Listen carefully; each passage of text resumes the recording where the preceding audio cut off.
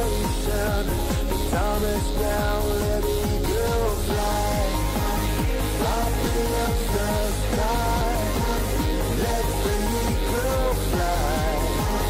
Let the whole world see you fly high. Nigeria fly. Fly free up the sky.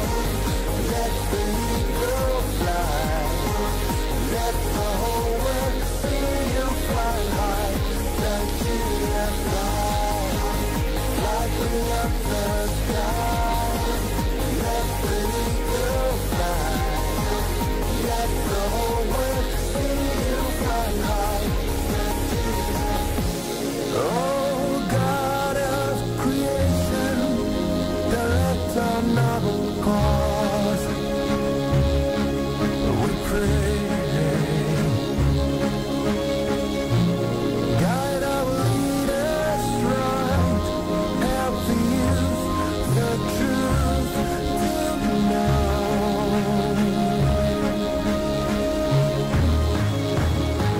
Arise, O compatriots.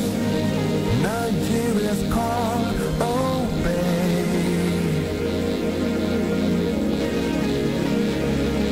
We must choose to serve our motherland with love and strength and faith.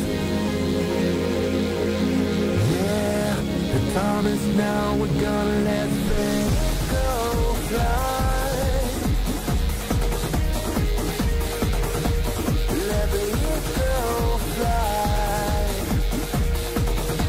That's our prayer. We hope that today they will fly when they take on fellow Eagles, but this time the Carthage Eagles of Tunisia. When they played against the Desert Foxes of Algeria, well, the Foxes outsmarted the Super Eagles because they won that encounter 1-0. So today, another international friendly, and we're hoping that the Super Eagles will fly high today. Well, EFL clubs, they could disappear within 5 to 6 weeks if something drastic is not done. This, according to Leighton Orient chairman. So we'll be looking at this story. And then also, Kevin De Bruyne, he has withdrawn from the Belgian squad that will play in their Nations League match because of a slight injury. Well, we do not know the extent of it, but they said it's not something serious. That he was even pulled out of their game against England as a precaution. So we're not very sure what will happen. They are going to play against Manchester City. Will be playing against Arsenal this weekend. So whether Kevin De Bruyne will be fit for that, just yet we do not know. And this very sad story, the father of Roma legend Francesco Totti has died from coronavirus. His father, Enzo, is 76, and he sadly lost the battle to COVID-19. So that's disease is still out there, it's still killing people. Good morning, welcome to Sports Fiesta. It is live on 90.7 KFM, Benin City. My name is Saliu Ibrahim, but they call me the Sports Ibracadabra because I bring magic to sports presentation and analysis. Sanofi Francis, the Sports Berlusconi, and Egosa Egbekan, the Sports Maestro, are also with me in the studio this morning. Guys, welcome. Let's begin with tennis. Well, we know that Rafael Nadal won the French Open. It was his 13th title at Roland Garros, and it was also his 20th, which means he has now equaled the all-time Grand Slam record of Roger Federer, 20 Grand Slams, but 13 at the French Open. Now, somebody who has played against Nadal a couple of times, also at Roland Garros, says, look, forget it. The French Open record that El Matador has set, that it won't be broken. And nobody can beat that record. And of course, we explained yesterday, when you look at the dominance, you look at the current players, Roger Federer has got 8 titles at Wimbledon. He's 5 shy of the record set by Rafael Nadal. So Andy Murray doesn't think that any other person will dominate a Grand Slam the way Nadal has dominated the French Open. Well, for Nadal, what he has done so far, French Open 13 titles so far, I think that what he has done has been fantastic, and nobody has, gotten closer to where he is right now. None has even won up to 10 or 12, but he is here standing alone. And the best that anybody has done at the French Open was John Bog. He won it 6 times. 6 times, yeah. John Bog 6 times, and he has since retired. And looking at the present tennis players right now, yes, we know that there are some of them who are very good on the play, like Marco Cecchinato, Matteo Berrettini, Dominic Thiem, Grigor Dimitrov. There are some players who are really good on play, but how good are they? How serious are they when it comes to playing, at the French Open and winning the title? That's the big question. Except the big three, once they leave the stage, and it's not between the younger generations and the likes of what's his name now, Alex Zverev, and the other players I just mentioned. Then we could say, okay, let's see how far they can go. But for now, as far as Nadal is still playing, and as far as still winning titles, I don't see anybody breaking it down right now. And even if he gets to leave the stage and hang up his racket, it will take a very long time before any tennis player will think of getting as far as 13 French Open titles. It's going to be difficult. So what he has done is really a landmark achievement. He has done great stuff, of which people will look to, to get to equal it, let alone breaking it, but it will take a very long time.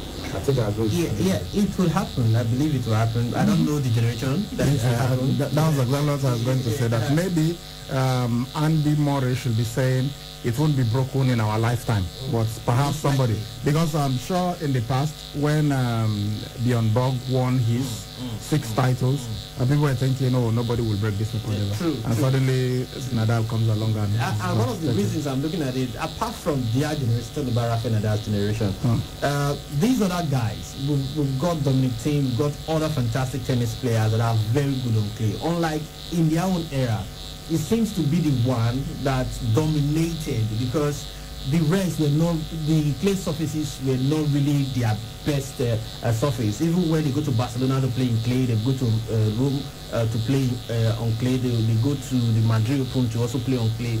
They showed during those ATPs prior to the major tournament that the clay surfaces were really their thing, and he was head and shoulder high over all his era,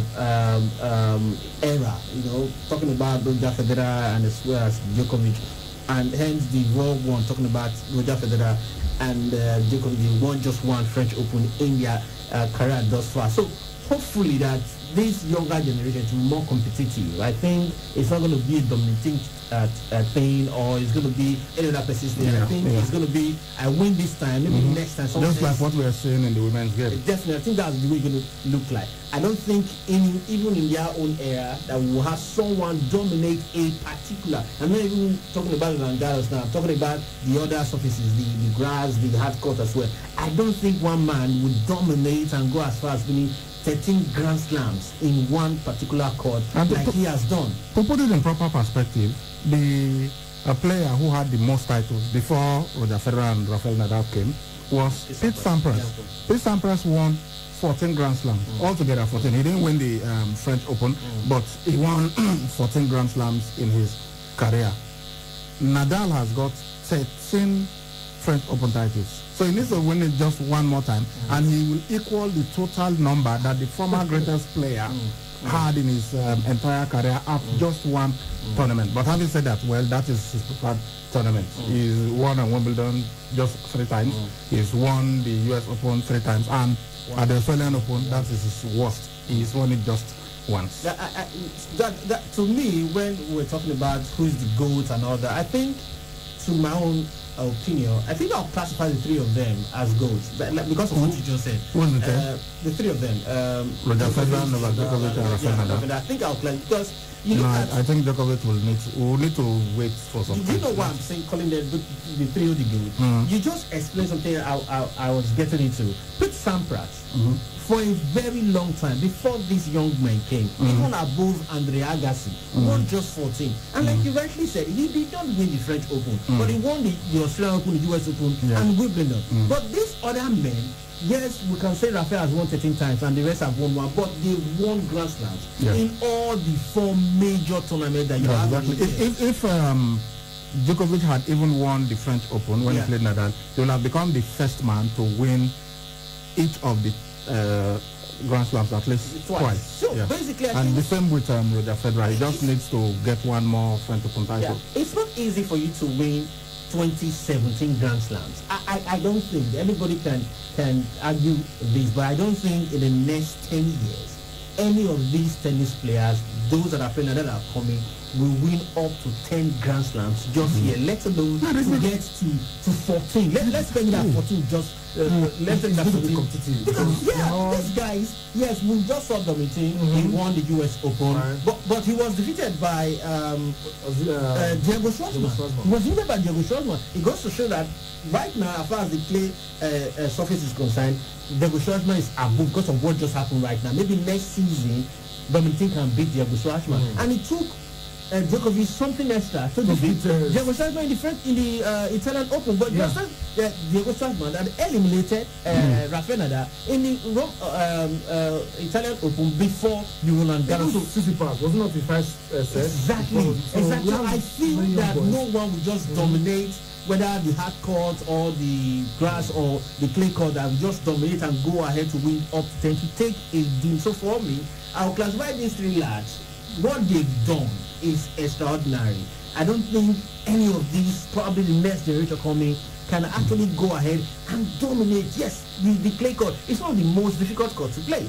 Rafael Nadal has come in and owned it, 13 good times. And you look at the times he has been in the tournament, he has only failed to win it just 3 times. No, 3 times. He lost to Novak Djokovic and Robin Soderling. And the other one, he pulled out. He pulled out with an injury. Those were the times that he participated. In the last 16 years. In the last 16 years. I think that is what Andy Murray is alluding to. That, come on, for you to win, I think the first time Nadal won the French Open was in 2005. And now, 16 years later, he's still there winning. So for anybody to equal that record, it means that you have to win it in 13, you have to win it consecutively, or maybe whatever, but you have to win it 13 years, because it's not like it happens 3 or 4 times a year. It is once a year. So for somebody to have won it 13 times means it took him 13 years. But of course, we know it's when you want to really put it in perspective, it's actually 16 years, because there have been other winners when he was not winning. So, and you know, Rand, and I think I will agree with you're saying, although I believe that the one that we should really be, the ones that we should be calling GOATs are Roger Federer and Rafael Nadal. I'll wait for Novak Djokovic to get to 20 Grand Slams before I'll put him in the same conversation. But look, all of them are wonderful. Even if Novak Djokovic does not win any other Grand Slam, consider this.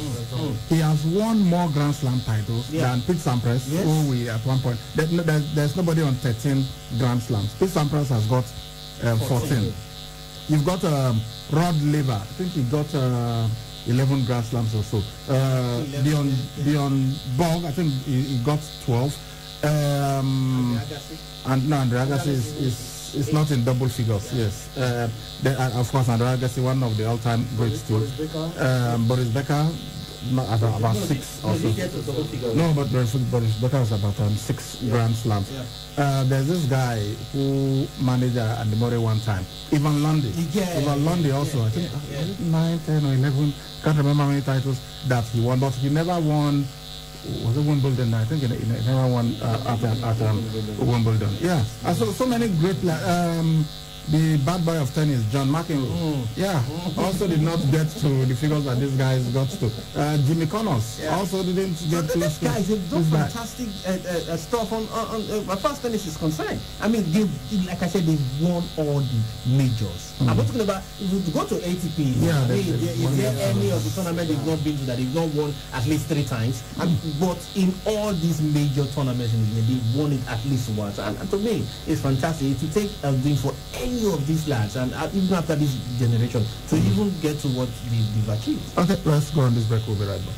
still there to win for the 9 Mobile Mega Millions promo. 90 people go home and 1 million naira every day for 90 days. 2 people go win smartphones every hour, every day. The one who sleep pass, now the 10 million naira grand prize. If you not be 9 Mobile customer, move from our side or buy a new line. In addition to the plenty millions and smartphones, we go summer you with 1 gigabyte plus 500 naira airtime instanta plus up to 100% data bonus for 1 year. Recharge 200 naira and above. Make you for the win. Promo starts August 10 and ends November 7, 2020 and is approved by FCCPC. 9 Mobile. I'm tired of the poor power situation. Every time I stock the fridge, I come back to spoiled food. My dear, I am tired too. I think it's about time we go solar. Go solar? With Vertical Solar, we can go solar for as low as 36,000 naira monthly by paying in installments of up to 12 months. Really? Vertical Solar range of products can power household devices such as televisions, fridges, air conditioners, microwave, water pumps, electric iron, washing machine, and lots more. With extensive pay in installments plans up to 12 months with 10 years warranty.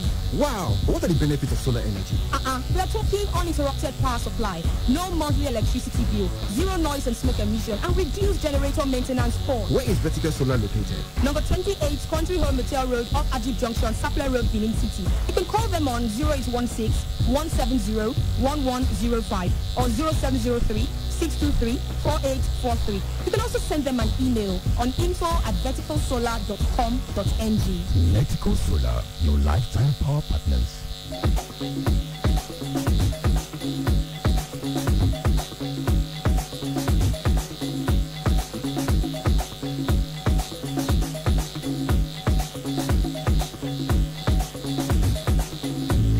All right, welcome back to Sports Fiesta live on 92.7 KFM Benin City. Okay, we're still talking tennis. Somebody who is big in the entertainment industry, which is Grammy Award winner.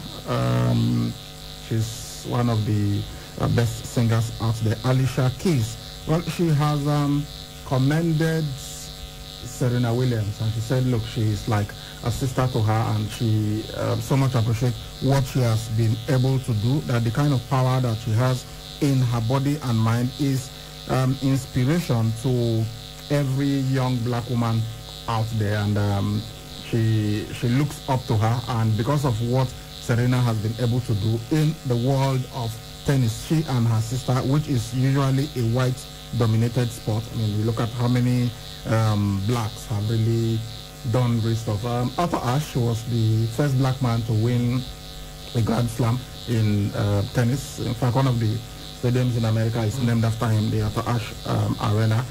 So she has commended Serena Williams for what she has been able to do, bringing dignity to the African woman through her exploits in sports. True. I mean, you look at Naomi Osaka today. She is looking up to Serena as a big sister. You know, she has got 3 Grand Slams already in her career, and she's going. Look at Cory Kokogov, young black woman doing very well. Hopefully, she becomes one of the best tennis players, you know, when she really gets off to the right age. And I think between now and 18, 19, that young girl, the way she's going to win a Grand Slam. So I feel that Alicia Keys said the right thing. For me, we can also say the same thing for Serena Williams. People keep talking about making it 24, but in the open era, we're talking about the open era. She's standing alone. Yeah. Putting everything Better than Steffi Graf is the only one who is. You know, whether she gets to win the next Grand Slam 24 or 25 or not, I think it takes a long time for people to. Yeah, 23. She's got 23, and she came like Alicia Keys just said. She came to a sport dominated by the whites, and she came in herself and her sister. They owned the tennis. Yes, we talked about how the sister was beating Serena Williams a long time ago, and she dominated the WTA for a very long time before the sister. It's like she just handed over the baton to her younger sister, Serena Williams. You know, when she's in the tournament, before she became 35, 36, that was when she comes into the court, and before she even put to bed and all that, the injuries that are also affected her. Before we talked about people coming in and defeating her. Well, Maria Sharapova has since retired. How many Grand Slams did she win? 5. What's the name? Justin Enin? Justin Enin? Yes. How many Justin Grand Slams Enin did she also. win? You look at Karolina Wozniacki. How many Grand Slams has she won? All of them. But they've not even won up to 10. But Serena Williams is standing alone with 23 Grand Slams thus far, and she's still playing. So I feel she has done a lot, and she has shown to the world that you can do whatever you want to do. You can become successful. It doesn't really matter your color. All you have to do is to believe in yourself. This is really important in this time of Black Lives Matter movement. Let's see if we can, courtesy of the BBC, if we can get Alicia Keys speaking about Serena Williams.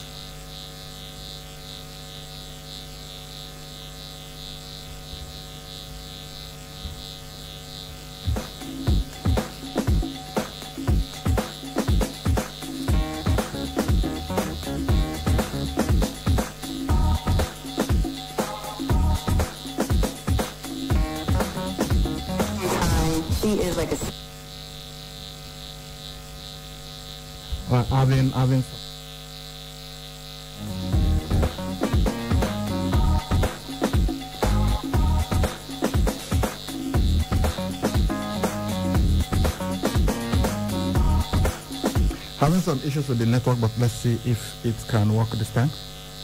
I've known Serena quite some time. She is like a sister to me. I love her perspective. I love her style. I love who she is. She's bomb. You know that. I know that. The amount of power that is in that body and mind is absolutely awe-inspiring. Like, you look at the human body in a whole new way when you watch Serena play. All right, so that was Alicia Keys. Like to see a beautiful black woman like Serena making the moves that she's making, and Venus, in a predominantly white sport. It really shows every little girl, every little boy, every young person that there is no space where you don't belong. And so that's what it means. That's the point. You know, and I have a feeling that's why she fights so hard. And that's one of her driving forces of being the best, because it shows us all that we're all the best, you know, through her. All right, yeah, sorry, we had some network issues there, but we eventually got it through. So Alicia Keys speaking about Serena Williams, and she said, look, that woman, she has inspired everybody, and I'm one of those who have benefited from this inspiration. She's like a sister to me, and because of her, every young black woman out there know that they can succeed in whatever space they find themselves in. Yeah, and I think what she has done, she has set the pace and others are following, especially Corey Kokogov and Naomi Osaka. They are not just good on the courts, but also when it comes to speaking out, you know, and they have done that, you know, in the last few months. The Black Lives Matter, we had a tournament where Corey Kokogov was asked to, you know, speak after the tournament. You know, it was an event, and also for Naomi Osaka, even throughout the was in the US Open, where she had to come out with different masks, you know, with different names on them because of the fact that she was, you know, trying to fight for justice for the lives of those that, you know, have been taken, including what's his name now, Judge Floyd, that sparked massive protests all over the world. So these guys right now, they are trying to do, they are doing something that, for me, I never thought at their age, at this time, they will be, you know, an advocate, you know. Please say this to the public. See, I like what Alicia Keys just said about Serena Williams, and I want to use this to inspire everyone. Legally, I don't support anything that is dubious. You know, you can be whatever you want to be. I, for one, at the city bank here, I've got no right to stand here and talk about sport. I've got no right to be a graduate. With the way life went for me at the beginning, I haven't even got right to go to secondary school. Those that truly know me growing up at TED can testify. But by God's grace and with sheer determination, you can become whatever you want to become. You look at what happened to her when she got angry against Naomi Osaka. You know, not with Naomi Osaka, but with the judge. You look at the way they portrayed her, the cartoon and all that stuff.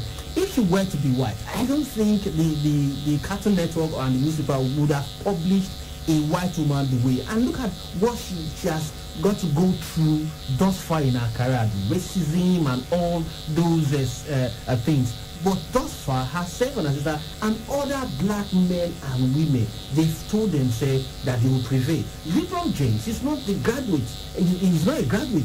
But today, he has been able to use his talent. He's empowering others to become graduates. And he's taking people to the next level. The people that just won the NBA with Lakers, most of them have not even tasted the NBA before. But with LeBron James and others there, they've won the NBA. Now, whether you like it or not, this is the only NBA they win in their lifetime. But they've got the ring. That's just the truth. So, for me, I want people not just to listen to us down here or look at the lives of Serena Williams and all these great black men and say this and clap for them. Use their lives to inspire yourself to the next level and try to do it the right way. I will never subscribe to you becoming a Yahoo boy. I will never subscribe to you become nuisance in the society. Try to do something. If you are driving, you can become a driver and build your house and go to school. That's absolutely true. All right, let's get to football now. Of course, we are going into the segment that is sponsored by our partners, BetPay. So let's take a message from them and we'll be right back. It's time to win very big. Feel the excitement at www.betpay.ng, the sports betting company that rewards you whether you win or lose. Stay on top of the action wherever you are. Get the best odds, 150% deposit bonus, cash out anytime. Accumulate your bonus. You can deposit and withdraw instantly, 247 and much more. Register now at BetPay to start winning. You can also become a BetPay agent and earn fantastic commissions and bonuses. Visit www.betpay.ng. BetPay. You stay, we pay. All right, welcome back. Let's talk about the EFL now. The chairman of League 2 side, Leyton Orient, his name is Nigel Travis. He says some EFL clubs will disappear within 5 to 6 weeks unless they get financial support. He also said that for the big picture, we talked about it yesterday, a plan that was devised by Liverpool and Manchester United to reform the English football pyramid, that it was a great proposal. And of course, we told you that the idea includes reducing the Premier League to 18 clubs and scrapping the EFL Cup. Then in return, the EFL will get 25% of all future TV deals plus a 250 million bailout. And Travis told the BBC that if clubs don't get something soon, that some of them will disappear. He predicts just 5 to 6 weeks that these clubs will disappear. And I'm wondering, is it that the clubs were so poorly managed in the past that 5 to 6 weeks without getting bailout funds, they are going to suddenly go under?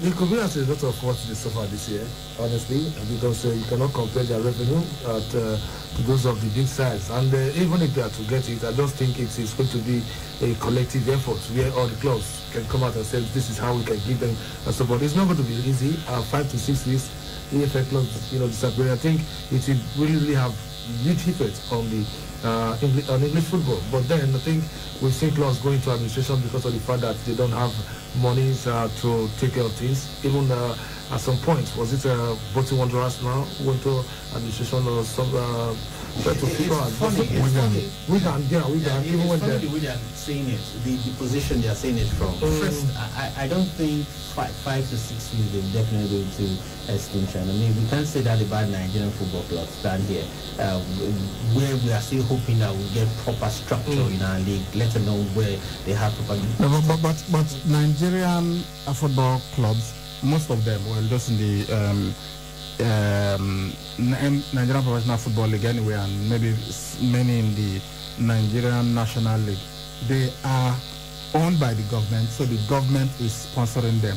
If the government, I've had clubs complaining that during this pandemic they slashed their salaries, not Bendel Insurance though, but we've had clubs, they were complaining that they cut their salaries by half, some even more than that.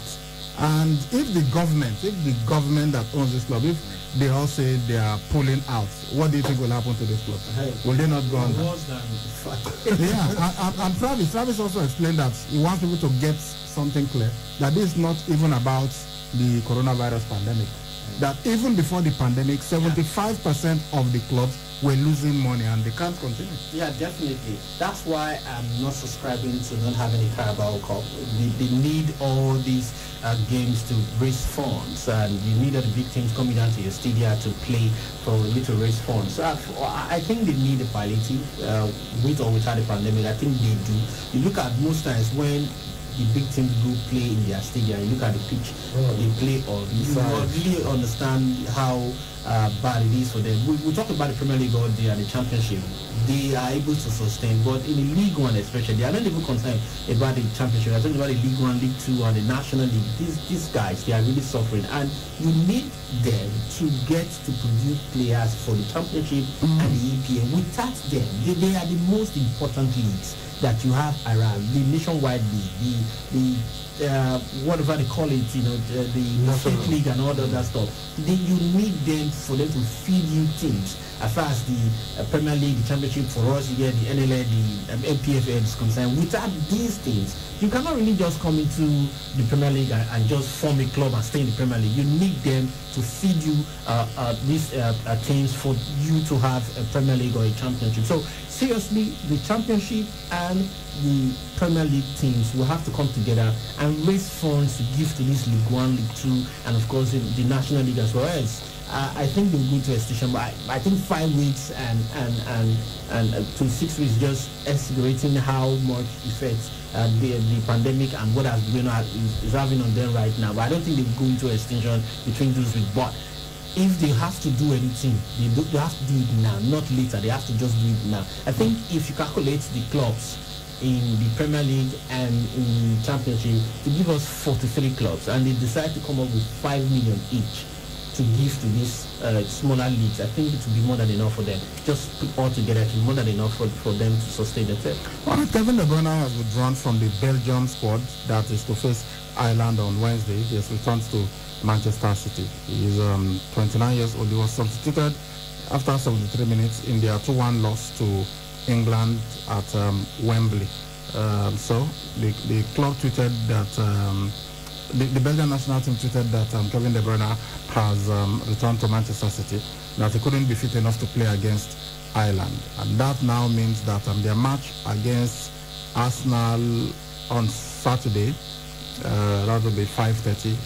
We are not sure Kevin De Bruyne will be fit enough for that. I think it is better for him to fly to Manchester to see if they can work on his fitness or injuries or whatever it is having right now, to see how he can face Arsenal. Because right now they are having issues. The way they were beating by Leicester City 5-2 is still in the minds of the fans. And if they don't get positive results against Arsenal, then the pressure will start mounting on Pep Guardiola. Yes, one of the days when he came, he was sweeping everything, and the relationship was so rosy. But things are changing right now.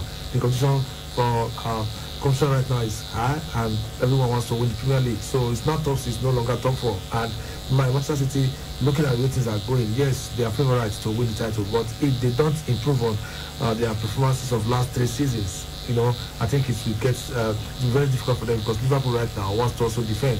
Chelsea have spent over 200 million and they want to win. And others are also looking forward to win. So for me, I think Kevin De Bruyne, they are just behind England. So if England wins today, they remain top of the group. But if Belgium gets to beat Iceland and England fails to get a win, then they return to the top. So I see England and Belgium coming out from that group. So I think they still have more matches to play in the UEFA Nations League. So I'm sure the manager must have looked at it as, okay, Kevin De Bruyne, you can move and get yourself fixed up. There's no point risking you, because you still qualifiers and we are good, in the group. So they could be other replacements for Belgium. Yeah, without missing West, I think Belgium, they are good enough to see. Just too much for them. They are overstretching these players. They get to play in the Premier League and other leagues in Europe, of course, in the world. Then they played in the UEFA Nations League. They are playing the second game. Now, prior to that, they played in friendly. I mean, you are overstretching these people. They are going to come back and play the Carabao Cup. They are going to come back and play the FA Cup. They are going to come back and play the Champions League. Immediately after this weekend's game against Arsenal, the Champions League starts for them. I mean, yes, they are playing, but they are humans as well. They are overstretching. So you look at the number of games That's why Jose Mourinho was crying before this international break. Leave Harry Kane. You want him to play 3 games for you, plus the one that he played against Manchester United. That's 4. He gets back to play this weekend. That's 5. They play on Thursday. That's 6. Then play there over the weekend. That's 7. I mean, they have to think about the health of this player, their fitness as well. But if you pay me the amount of money you are paying this player, and I know that there is I will have access to the kind of medical facilities that these guys are exposed to. I'll be ready to play with. Let's go for another break. I remember when I was growing up, we will play 3 different times in a day, and we do it every day. You'll be sent to go and buy something. They will have to send your brother to come and look for you because you are somewhere playing football. Either you drop the money or the items that you went to buy. You're just walking by, you see your friends playing football. They keep this thing somewhere. You play and forget the time. We can do a whole lot of things. Don't we have African players playing over there? Those guys are not as strong as let us go on this break. The 2020-2021 Premier League is here. It's time to win big. And the best way is, of course, getting yourself a jersey so that you can identify yourself with your favorite team. We at www.betspay.ng want to give our punters the opportunity to win a football jersey of their choice. 10 replica jerseys to be worn each week for the next 4 weeks. To participate and win, visit www.betspay.ng to register. Place a bet of 200 naira. The more bets you place, the more entries you get into the draw. 10 winners will be chosen at random in a draw every Monday. All winners will be contacted. Follow us on our social media pages with your username and ticket number to qualify for the draw. On Instagram, find us at BetPayNG. On Facebook, find us at www.facebook.com/BetPayNG.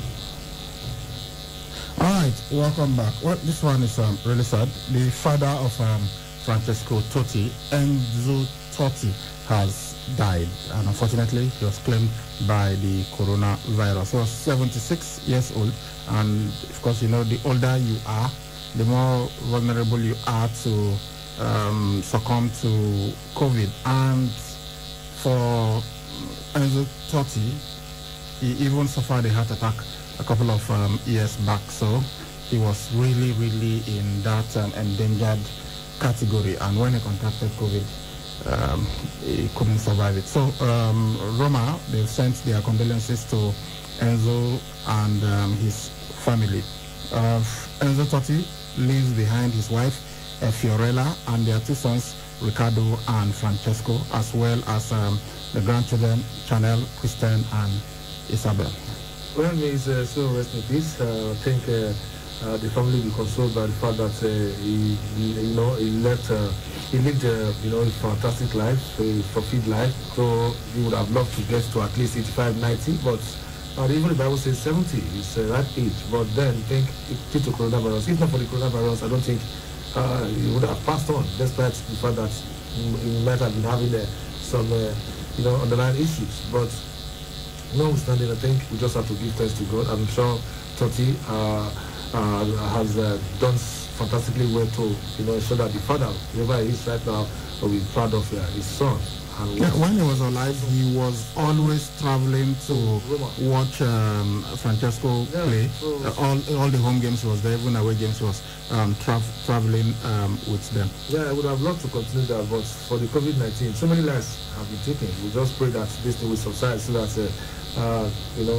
things will return to normalcy. We are even looking at the second wave right now, and fans are looking at coming back to stadiums, but they are still being told that it's going to be a gradual process. But we hope everything will subside. But then, once again, with God's rest his soul.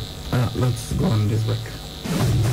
If I put this one, I get 500,000. If I put this one, I get 1 million. Which one way you talk to yourself like this? Never your bet pay. On bet pay, they go reward you whether or lose. You remember saying 150% first deposit bonus they wait for you. If you deposit and withdraw instant 24/7.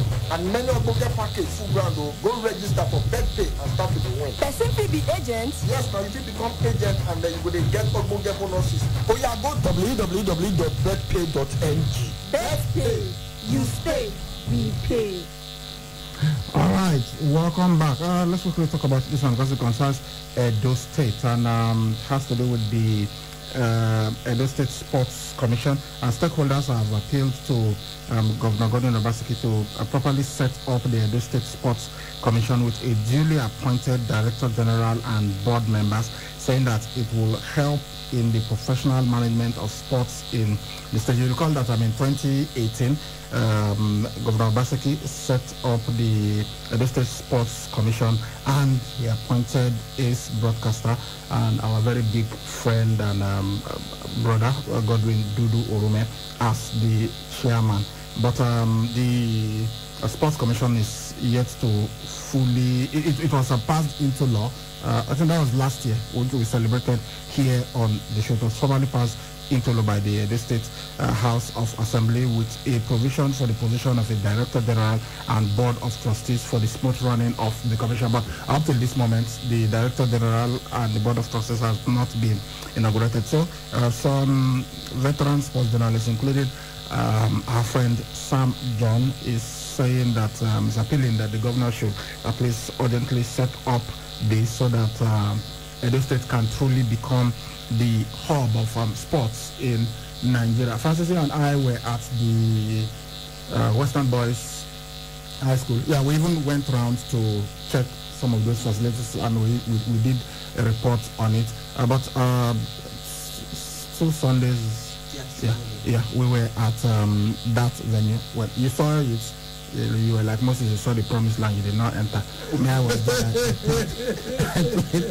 I played on the pitch. You did not play.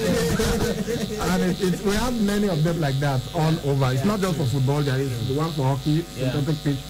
That's what Maria Gorotti. Yeah, and so many other fantastic venues. Yes. So if we have this a commission in place fully, I know we have the chairman, but let take work, keep my yoga. Let us have this board and the Director General so that we can really transform stuff. Because really, just as I said, and I meant everything, well, the government has done their part in putting the facilities in place. I recall that is saying, there is work because the facilities are there now. So we want to see the results. Yeah, and the truth is, without this board, the chairman can't really function properly. Right now, to me, I'm not, this is just my own opinion, some of Francis' opinion. The things right now are just disjointed. You have these people, that people, they have to come together as a unit and have a place. This is the Sports Commission, and have the director and the board and they function properly.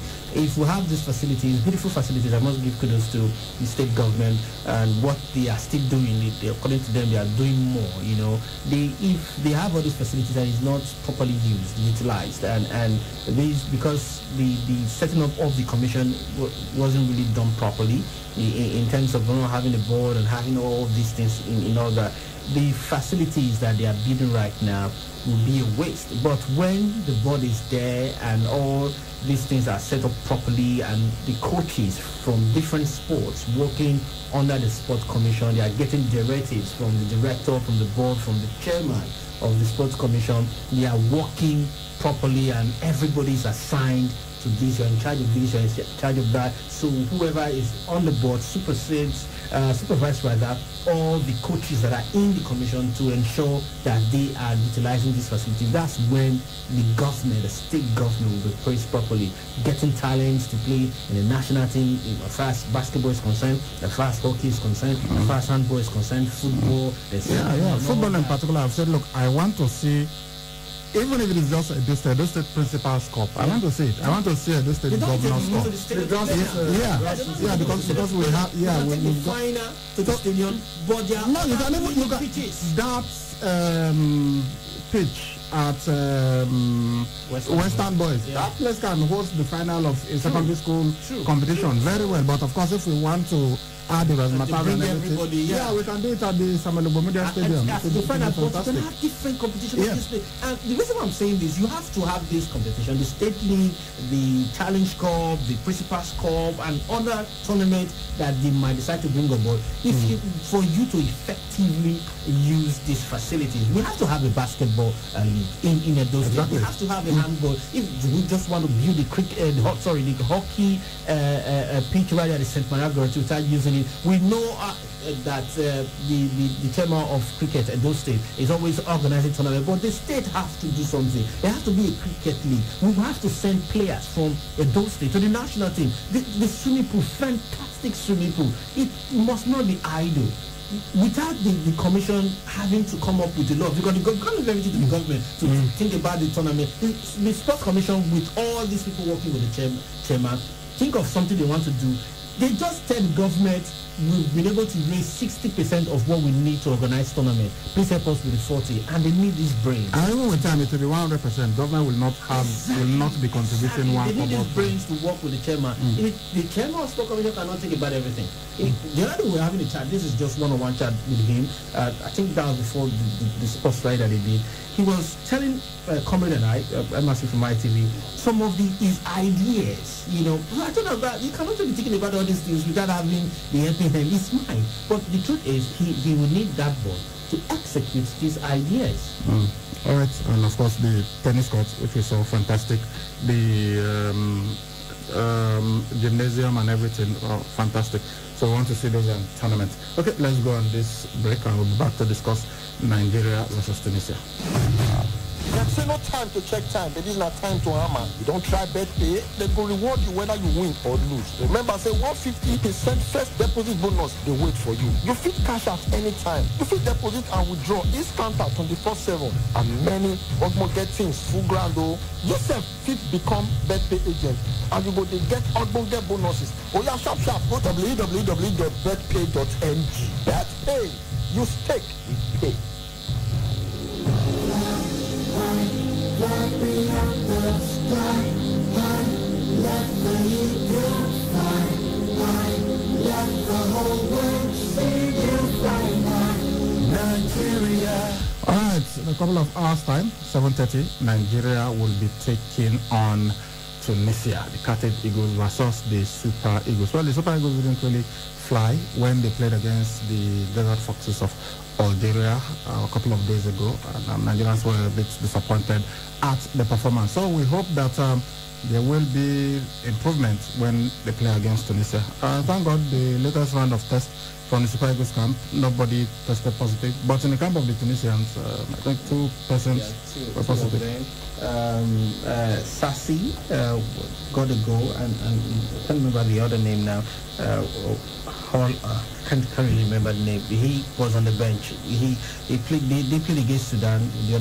The second man player was on the bench, but Sassi played and he got one of those goals. They won 3-0, and both of them are sick. But I'm trying to get information because they got tested again yesterday. This test we're talking about that they confirmed 2 coronavirus cases in their account was done a day before yesterday. So they got tested again yesterday to be sure. But for now, we've not gotten any information that they've got any coronavirus cases in the camp. So it means that the Carthage Eagles are good to go. For the Super Eagles, we've been able to get their own information through the media officer of the Super Eagles that the dot returned negative.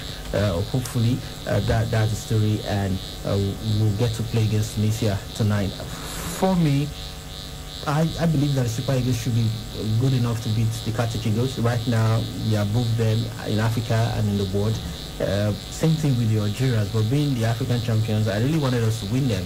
A win tonight would not really make me celebrate the Super Eagles, because that game that they lost was actually the game that I wanted them to win. But nevertheless, we should not forget this. It is not really a competitive game.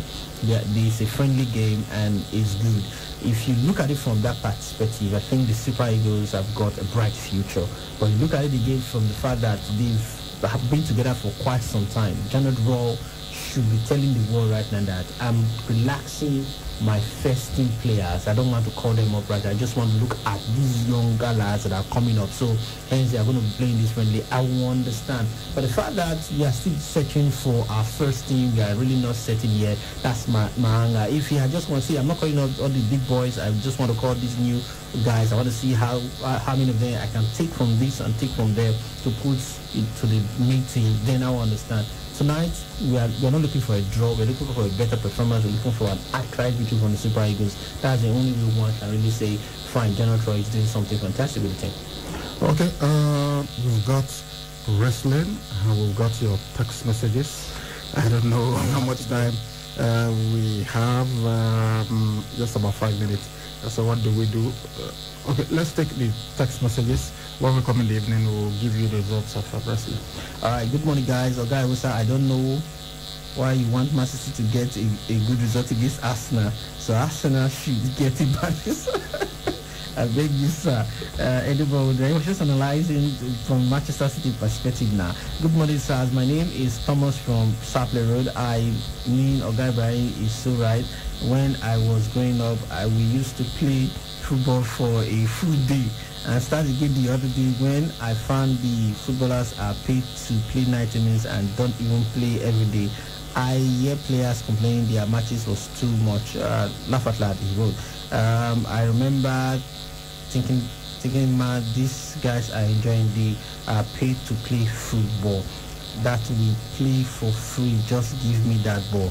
All right, Guy Brian, I am seeing some apathy from you towards Djokovic. Don't worry, you are not alone. Daniel Emmanuel Sapley Road. Okay, you also yeah.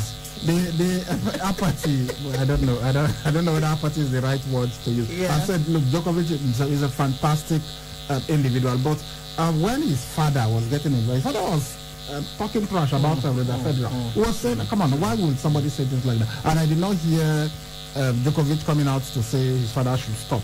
He said the reason why Roger Federer, who is almost 40, has not retired is because he's jealous of his son and Rafael Nadal. He doesn't want them to equal his record. That's why he's playing and to try to. He's not going to play against them. I just don't understand why you will get that. Djokovic himself has not said anything. The only thing he said, which was because I thought, okay, but when you started, you were like, oh, these guys are untouchable. You know, Rafael Nadal and Roger Federer, they are 1 and 2. I mean, nobody can come close to them. But now that he says that they were always asking me about being in the greatest of all time, this conversation, and he said, no, it's Nadal and Federer. I thought it was just humility, modesty on his part. Of course, you have the right to aspire. But if you have said one thing, I want you to be consistent. But now, every time he talks, it's like he's targeting the record. He wants to beat the record of Roger Federer. And I'm like, yeah, why did you change from what you were saying earlier? But of course, I don't have any apathy. Djokovic is one of the funniest guys out there. He's done so many great stuff that will touch your heart. There was one time a ball boy came and was covering him with an umbrella when he sat during a break, and he collected the umbrella from the guy. I told the guy to sit by his side, and he was now holding the umbrella to cover the young boy, and he gave him his drink and the food that he was eating, the clinked glasses, and everybody just loved what he did that time. Good morning, Sports Lord. They should make the clay status for Rafael Nadal. He is really the king of clay. They should make the clay status or turn it to Rangaros to Rafael Nadal. Maybe. Ernest from Amphi. Good morning, sir. Please, Oga Ibrahim, I stand to be corrected. If a player scored 3 goals in a single match, what did he score? That was the question to Chinedu, and his answer was a brace, which I am sure is wrong. Therefore, he did not win any card that day. Yeah, that was a different day. Exactly. No, that was a different day. Okay, that was the one that I asked. The one that I asked. But this was on Saturday. Yeah, he failed that one, so we did not give him anything. Thank you very much. But there was another one that he got. What was that question now? You asked him something. And he mentioned, who scored? Yeah, that was the question. Who scored? Who was our main striker? He said Paul Onuachu. So he got that one. Okay, Ibrahim, I am Ben from Saple Road. I don't think that Chinedu from Nibini won that card. It was not. The same question. He called in on Friday and he also called in on Saturday, so he won that card. He will get his next. Except if he wasn't the one that answered that Polo. No, it was when I asked him. So what was the question that you asked? The one I remember was the one that he missed. Yeah, that's why I said, are you sure you got it? But he now reminded us that, see the question that he was asked and he got to that one. Yeah, these are the messages. Okay, time for us to blow the final whistle on this edition of the show. It's official. Pulev versus Joshua on 12th December in London. There's no way back, no postponement, no rescheduling. Let the better one win. Bulgarian professional boxer and IBS mandatory challenger Kubrat Pulev says he will fight reigning champion Anthony Joshua in a world heavyweight title bout in London on the 12th December. And that's the final whistle on the show this morning. Nothing will stop it. What if he gets injured in training? He will just stop. What I remember God, everything can happen. Alright guys, time for us to go. We'll see you at 4 p.m. on a fresh edition of Sports Fiesta. And this time we'll be giving you the results of our Monday night Raw. I'm Sally Ibrahim. I've been doing this with Sadafe Francis and Egusa Agrican. Bye-bye.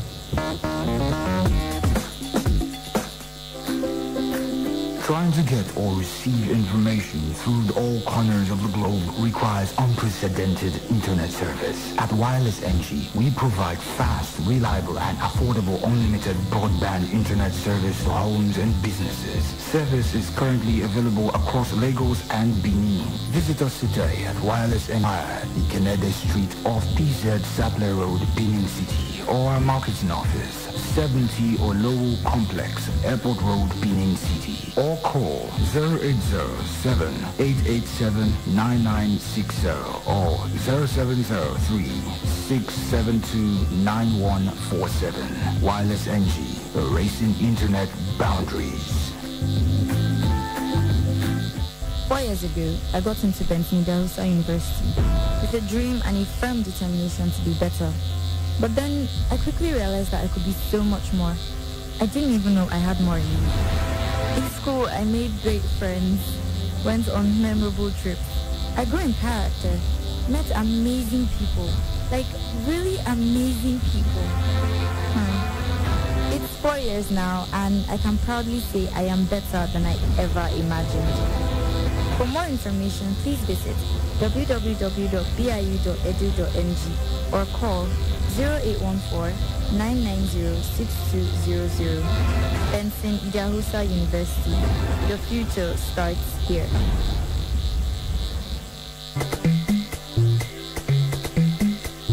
For yourself, oh, this not be the one you go take on the ear here, oh. You must take your eyes see so that you self go enjoy what the other people they enjoy. Who you Technica, the generator headquarters where they make everybody enjoy generators of all sizes and models for affordable price. Whether not the small one for barber shop or I've been a big King's generator for factory and big building. Who you Technica, the place for generators, spare parts, grinding machine, peppermint, and others. Mention the name and size of generator where you want. Bakam, who you Technica get them. For the kind of money where they your pocket. Bakam, who you Technica get them. Go take your eyes see for the generator headquarters. Who you Technica, 7981 and 83 Mission Road, Benin City, and all other Who you Technical branches. Who you Technica, affordable products for everybody jollification. From Benin City to the world. This is 92.7 KUFM News Update. The time is 9 a.m. Good morning and welcome to the KUFM News Update at 9. I am Charles Oporum.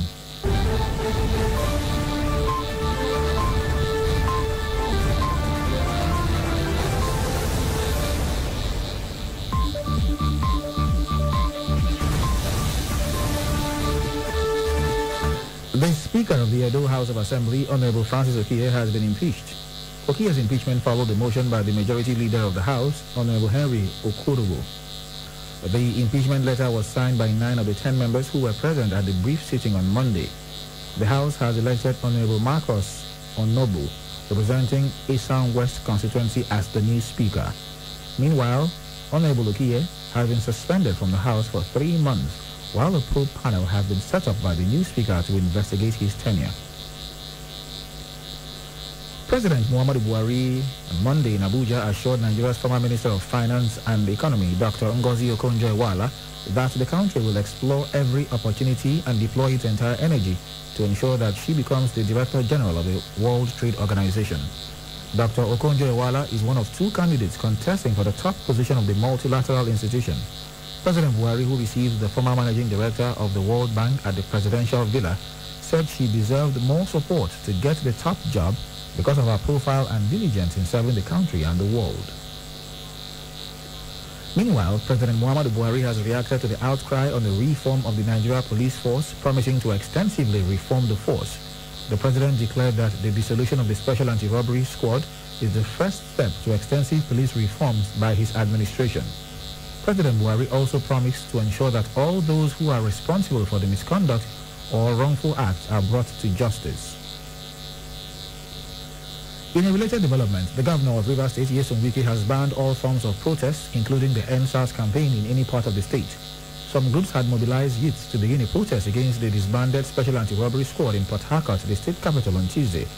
But Wike, in a statement by the Commissioner for Information and Communications, Paulinus Nsirim, insisted there was no need for such protest since the IGP, Mohammed Adamu, had proscribed the notorious police outfit.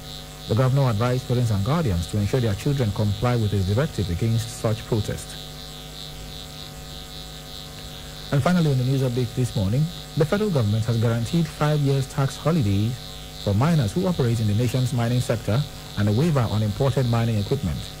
This was disclosed by the Minister of Mines and Steel Development, Architect Olamilekan Adegbite, while addressing journalists on the 5th Nigeria Mining Week holding from October 12th to 16th, 2020, virtually in Abuja, with 2,000 participants expected to be in attendance. According to Adegbite, the event will showcase Nigeria's mining potential to the world, which also will present the nation's mining potential to investors across the world, and that people are already showing interest who also have classified Nigeria as a mining country. And that's the KUFM News Update on the hour. I'm Charles Opperoom saying thanks for listening and good morning.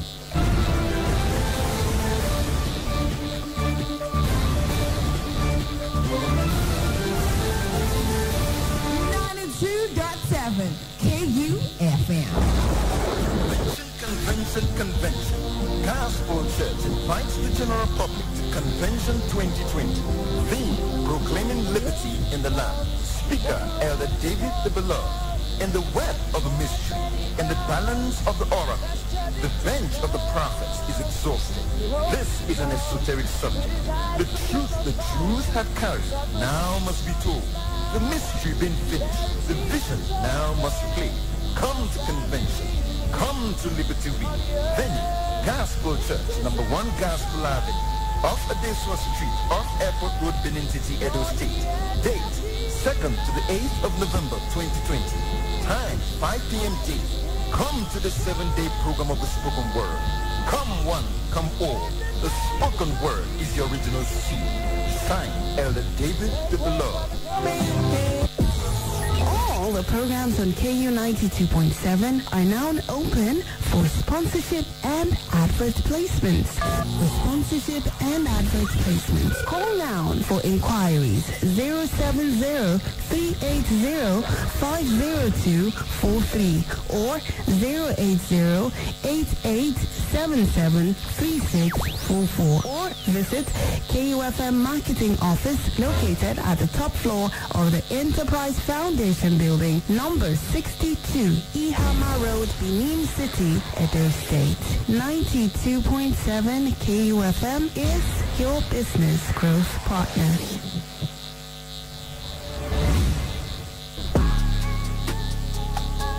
Hello, entrepreneurs, business owners, and organizations. KUFM 92.7 has an impressive and constantly expanding number of followers online. You can now advertise your goods and services on KUFM's social media platforms, Facebook, Instagram, and Twitter. Take advantage of our online presence and reach out to our growing audience at very affordable rates. Call 0703 109 4612 or 0806 530 5657 or 0802 232 7191 or visit our marketing office, top floor, Enterprise Foundation Building, number 62, Ihama Road, GRA, Benin City. KUFM, your business growth partner.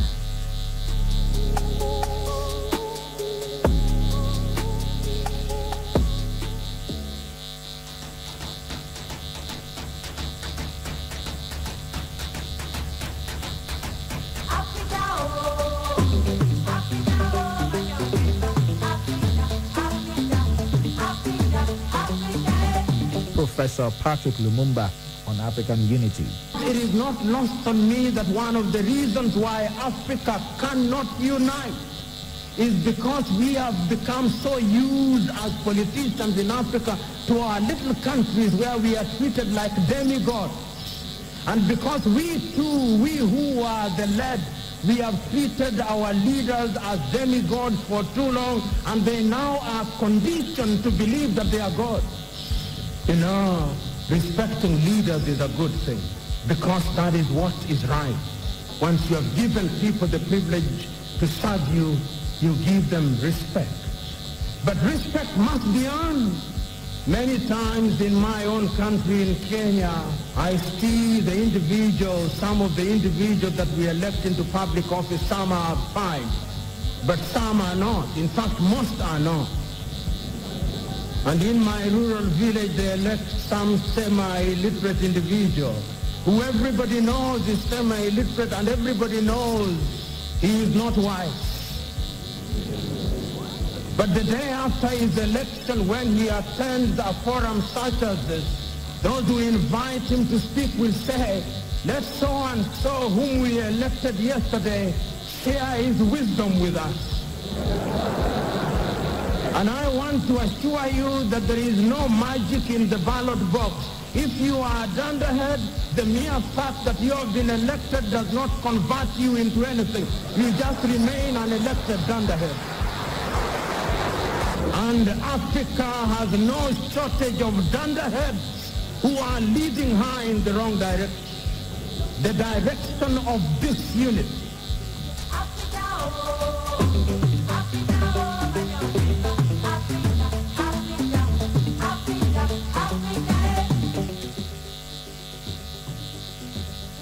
Nigeria's political landscape has evolved over the years, but since 1960, the yearnings of the people have remained the same.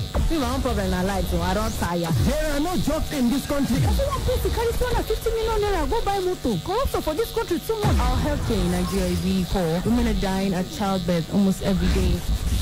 Join us on the program Dialogue as we focus on Nigeria's political scene. We bring you interviews from political gladiators. So this wasn't the problem with the government. It was the corruption in the SSP account. It was the fact that without any clearance, the federal government dipped their hand in the SSP account to fund the business. And SSP account is money you save from the state government and the federal government. In-depth analysis of policy statements. Nigeria does have a problem with corruption, and so do many other countries, including developed countries. I don't like the fact that when people mention the name Nigeria, the next thing they say is corruption. This is a country of 170 million people. 99.9% of them are honest, hard-working citizens who just want to get on with their lives, and they want a government that delivers for them. And voicing your political opinion every weekday from 9 to 10 a.m. on 92.7 KUFM. Dialogue. Your voice counts. Join the conversation on KUFM's Dialogue as we introduce written voices. You can now keep the conversation going beyond 10 a.m. Send us your views on topical or burning issues of the moment, news, current affairs, or social-political issues that you may wish to share your thoughts on. It must be civil, factual, straight to the point, and in not more than 150 words, and we will give it a voice. Send your views to kufmdialogue@gmail.com or via our WhatsApp platform on 0807-552-7556. Keep the conversation going. In Dialogue, your voice counts.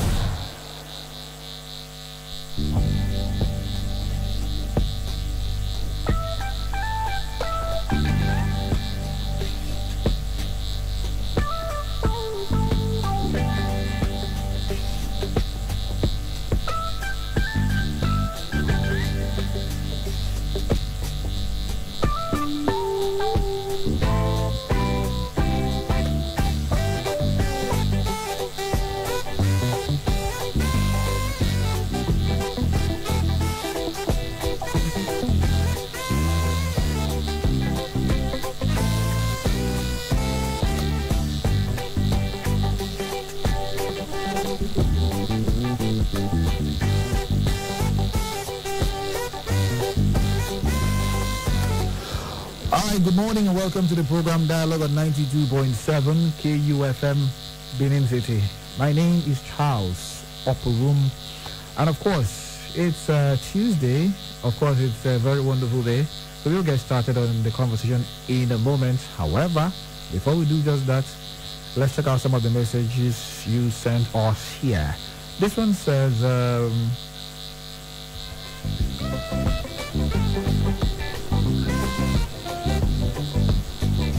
this one says, good morning. Just look at the way Davido and DCP are replying each other. If it were to be someone who has nothing, he would have been arrested. Princess, it doesn't work like that. Okay, it doesn't work like that. You cannot just be arrested for answering a man. Okay? Alright. Alright, this one says, good morning, Oga Charles.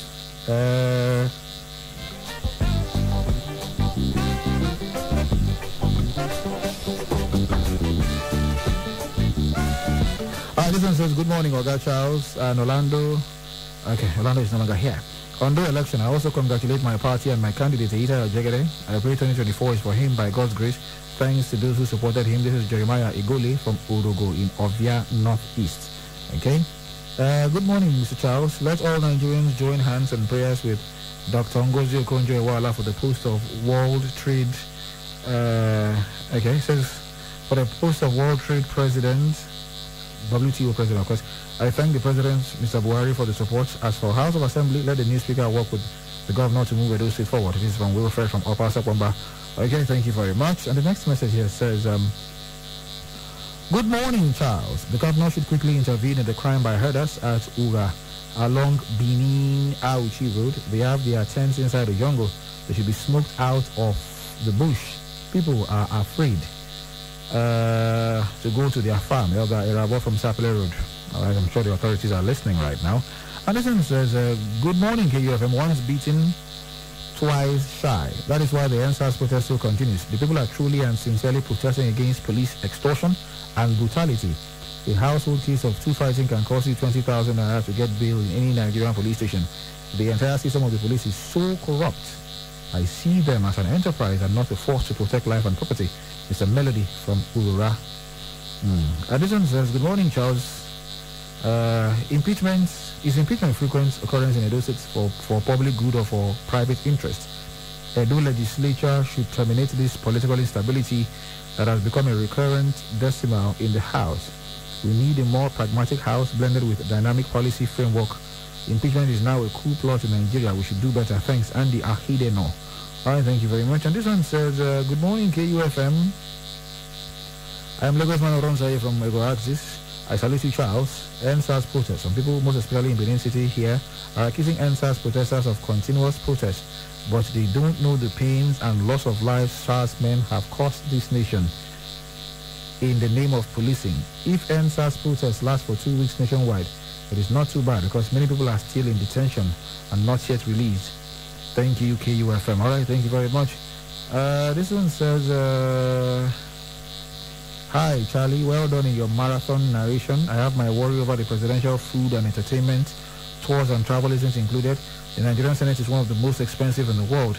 A senator earns more than the U.S. president. What have they to show for it? Bless KUFM. Storm from Benin City. I thank you, Storm. We've been shouting and raising our voices about how high the cost of governance is in the country. This one says, good morning. The continuous protest of NSAS is beyond NSAS. The government should address the situation urgently before it degenerates. Ogigbe Sunday, aka me, myself, and I, from Siloko Road in Benin City. All right, thank you very much, Sunday. Thank you very much, Sunday. Okay, appreciate every single one of you for sending in your messages. Thank you very much. All right, so we'll get started in the conversation this morning. Remember, I told you that there was an election in Ondo State. Not many people even remember because it was practically overshadowed by the End SARS protests. But guess what? Here, today is Tuesday, and we'll be talking politics. Ondo State election, remember, followed the Edo State election.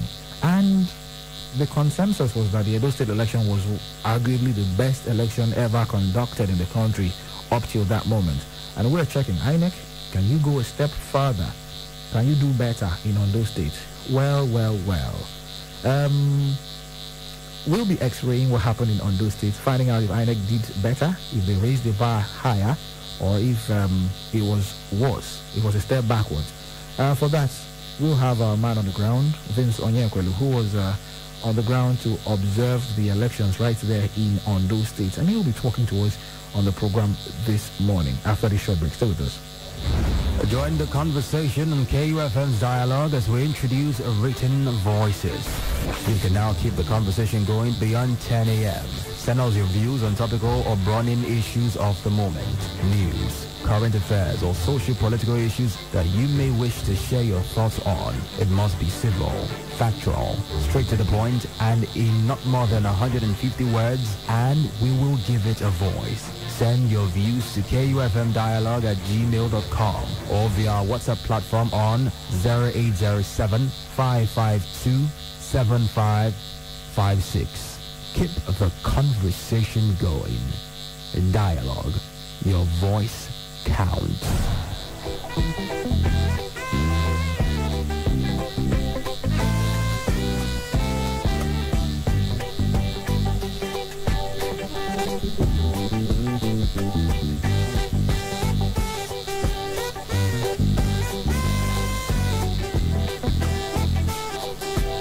Okay, welcome back. Of course, it is still Dialogue Live on 92.7 KUFM Benin City. And like I did say before I went on that short break, we will be taking a look at the Ondo State election and to find out what actually transpired in Ondo State. And for that, we will get our man, Mr. Vince Onyekwelu. He's a security expert and a security consultant, and he was on ground in Ondo State. And yeah, I mean, practically he was there all through. And we'll find out what exactly happened, during the course of the election. So, remember, Ondo State election was adjudged to be a wonderfully, relatively free, fair, and credible. All right, so we have Mr. Vince Onyekwelu. He's on the line this morning. Good morning, Vince. Good to have you. Hi. Good morning. Oh, okay, so on the program this morning, we're looking at what happened in Ondo State. During the course of the election in Ondo State, the rest of the country was practically embroiled in the End SARS protest, which more or less drowned out, what was happening in Ondo State. But you were on ground in Ondo State, so walk us through exactly in general what you observed. Thank you so much. Obviously, I was in Ondo State to do election observation for the IHRC. IHRC stands for International Human Rights Commission. And the International Human Rights Commission, one of their focus for that election, just like I was in Edo also to cover the Edo State election, is just to look at the issues of human rights abuses, electoral violence, and how to make sure that we stop to lose lives during elections in Nigeria, that we stop to have Nigerian electorate being abused in the hands of politicians or in the hands of their thugs that they fund or support, or even in the hands of the INEC, or even in the hands of the security agencies. So obviously, my own experience of what happened, thank God enough, I moved around quite a lot. At least I was in a war. I had to visit before. I had to visit Ilaje, that's in Mukoda. That's the headquarters of Ilaje, which is down there in the south. I had to visit Akure North and Akure South. So obviously, based on what I see, let me start. There are 4 stakeholders in this particular election that just concluded. Number 1 was the INEC, the regulators. Number 2 is the security agencies. Number 3 is the electorate themselves and the people of Ondo State. And number 4 is the politicians, the candidates. So I think if I would start with the politicians, the candidates, I give them lots of respect, because once they understood the importance of non-violence in elections, most of them, at least publicly, preached for peace, asked their people to pull the line of peace. At least I watched two debates between the candidates, and At the second debate, I was impressed how the anchor, who did a fantastic work, the anchor even asked the candidate to say a word of love. The APC candidate, how do you feel about the person of the SDP candidate, Mr. Fashua? Do you love him as a person? He said, yeah, he's my brother, I love him. The PDP candidate, how do you say the person of the APC candidate, His Excellency Akeredolu? He said, I love him, he's a colleague, we're all senior advocates of Nigeria. So I think that was very important.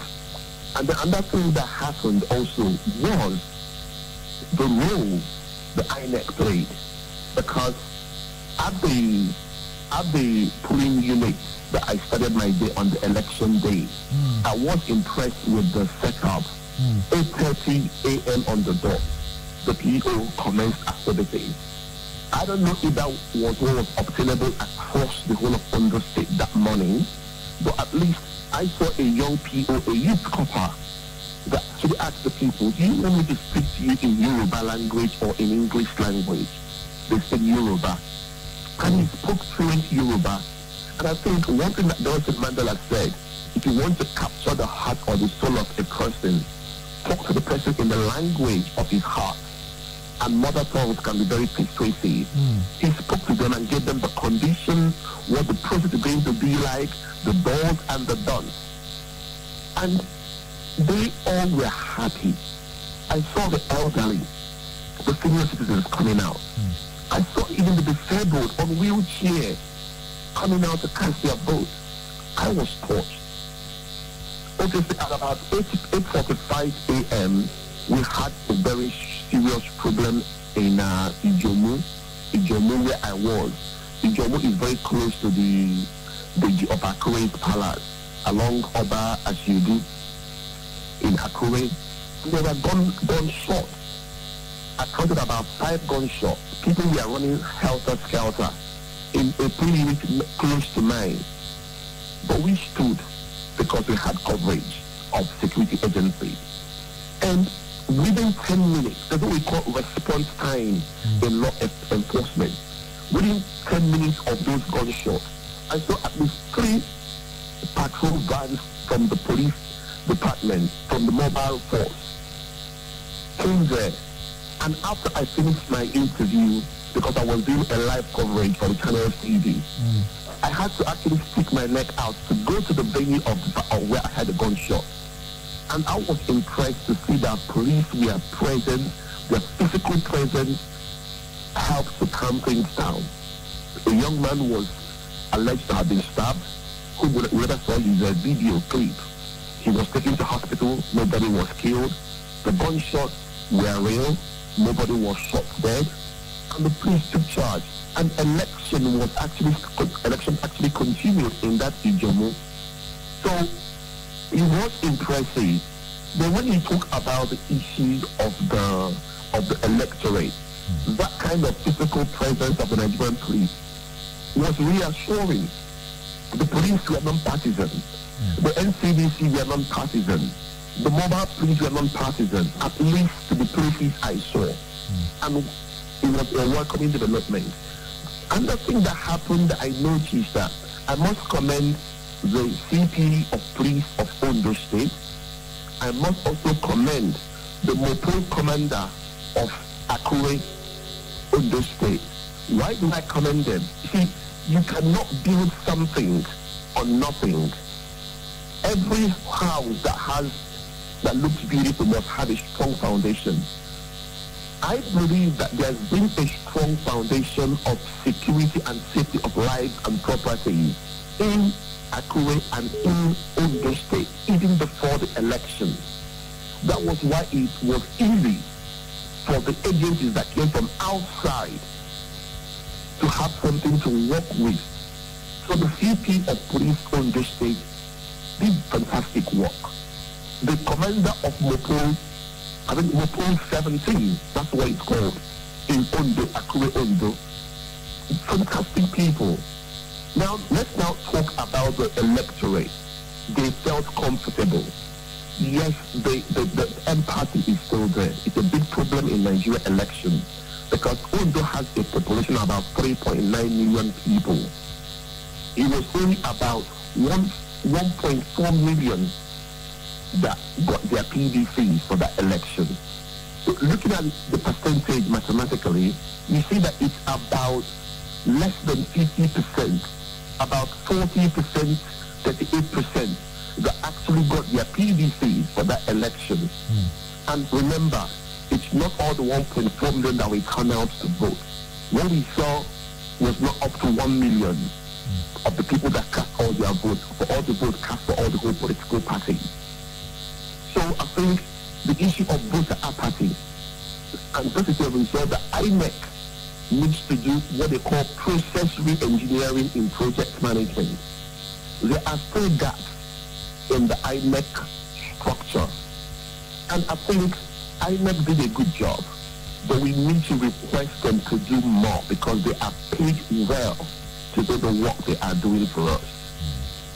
Wow. They are paid well in the sense that they will give the budget of what they need to host one particular election.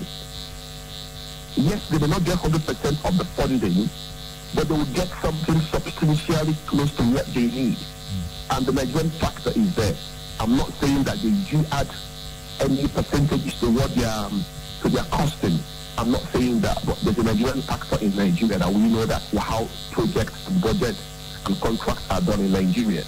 So the areas I want to see them do something is, we've spoken that if everything is that their process are checked and engineered. So the first issue of smart card readers commenced in 2011. So that means by 2021, INEC is looking to re-engineer their process. And this re-engineering means that they may have to stop using the smart card readers. They may have to, because they are now talking about electronic voting. Because Anambra State election is coming up October, November next year. They're really talking about electronic voting for the Anambra governorship election. So it's a process to engineering. But I would like them to add one or two things that I noticed in Edo and Ondo, which is number one. Okay. They need to start thinking the importance of the presence of a first aid officer at polling units. First aid officer. First aid officer. Okay. Because at each polling unit, you will have about 3 police officers. And what they do, they dump every contingency situation to the police officers.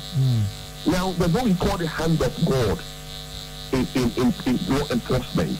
It's also covered in law. And I think it's under the topic of law of course. You have the subject matter called hand of God. Just like you are at your studio, you planned out everything. But if you're using NEPA, you can just take light. That is hand of God. It's not your fault. Even if you're using a generator to power your studio, the pistons can just get damaged and the light will just go out. Even the bulb on your roof can decide to just die at this moment. It's not your fault. So when it comes to the issue of first aiders, if somebody has a heart attack, God forbid, at a polling unit, there is no provision on how that person should be treated or attended or resuscitated. If somebody has a breathing problem because of panic, because of issues of pushing or standing up for a long time, there's no provision to save a life. I know in Nigeria don't value lives a lot, but there should be a first aider, maybe a nurse. And INEC can be able to have one nurse or one nurse to cover 3 polling units that is in the same vicinity. It shouldn't be left to the PO who is probably not trained in CPR or life protection method, and they'll bring it to the policeman. 3 of them. Now, in the hand of God, let's say you're under a tree. Remember, most PUs we use in Nigeria are normally overgrown by grasses. It's when the POs come, they probably start to cut grass to set up their stand. So issues of snake bite, sting of a bee, anything that can happen to anybody, where is the first aider to support the person who came to cast his vote?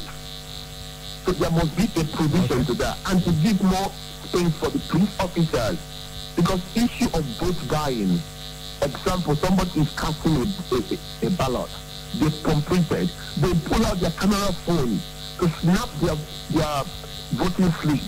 So they will show somebody the vote via that I voted for your party. They should not allow such to happen.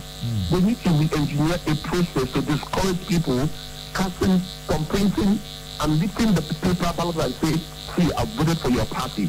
Or taking a camera phone to snap a picture of the ballot paper for them to go and collect their money after voting. They will put that to the police officers also.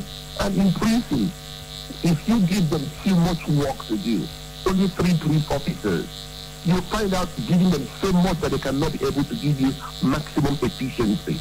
So I think that covers it. I'll wait for the next question.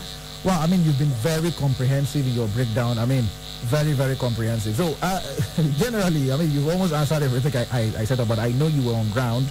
Yesterday, I was talking with Samson Itodo from Yaga Africa, and he told me that, you know, that substantially the Ondo election was better organized than the Edo State election. In his words, he said there was more punctuality, that materials arrived quicker, you know, barring 1 or 2 skirmishes somewhere. Do you share his sentiment? I would say that we at the International Human Rights Commission, one of the things we brought on the table to Ondo was that the people of Edo State has literally changed the political landmap of Nigeria with what happened last month, September. Okay. So future elections are going to copy a page or 2 from what happened in Edo State. And the International Human Rights Commission is working with our international partners, the U.S. Consulate, the British Consulate, the European Union, to say any politician, that if you sponsor, directly or indirectly sponsor or support electoral violence, whether people are killed or not killed, properties are destroyed, we would get hold of you one way or the other.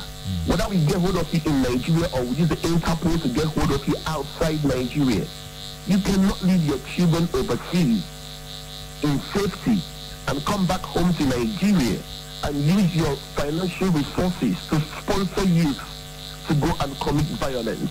So they copied that from Edo. The EU came up with bans, travel bans, threat of losing properties in Europe and across the world. The US government supported that. The UK government supported that.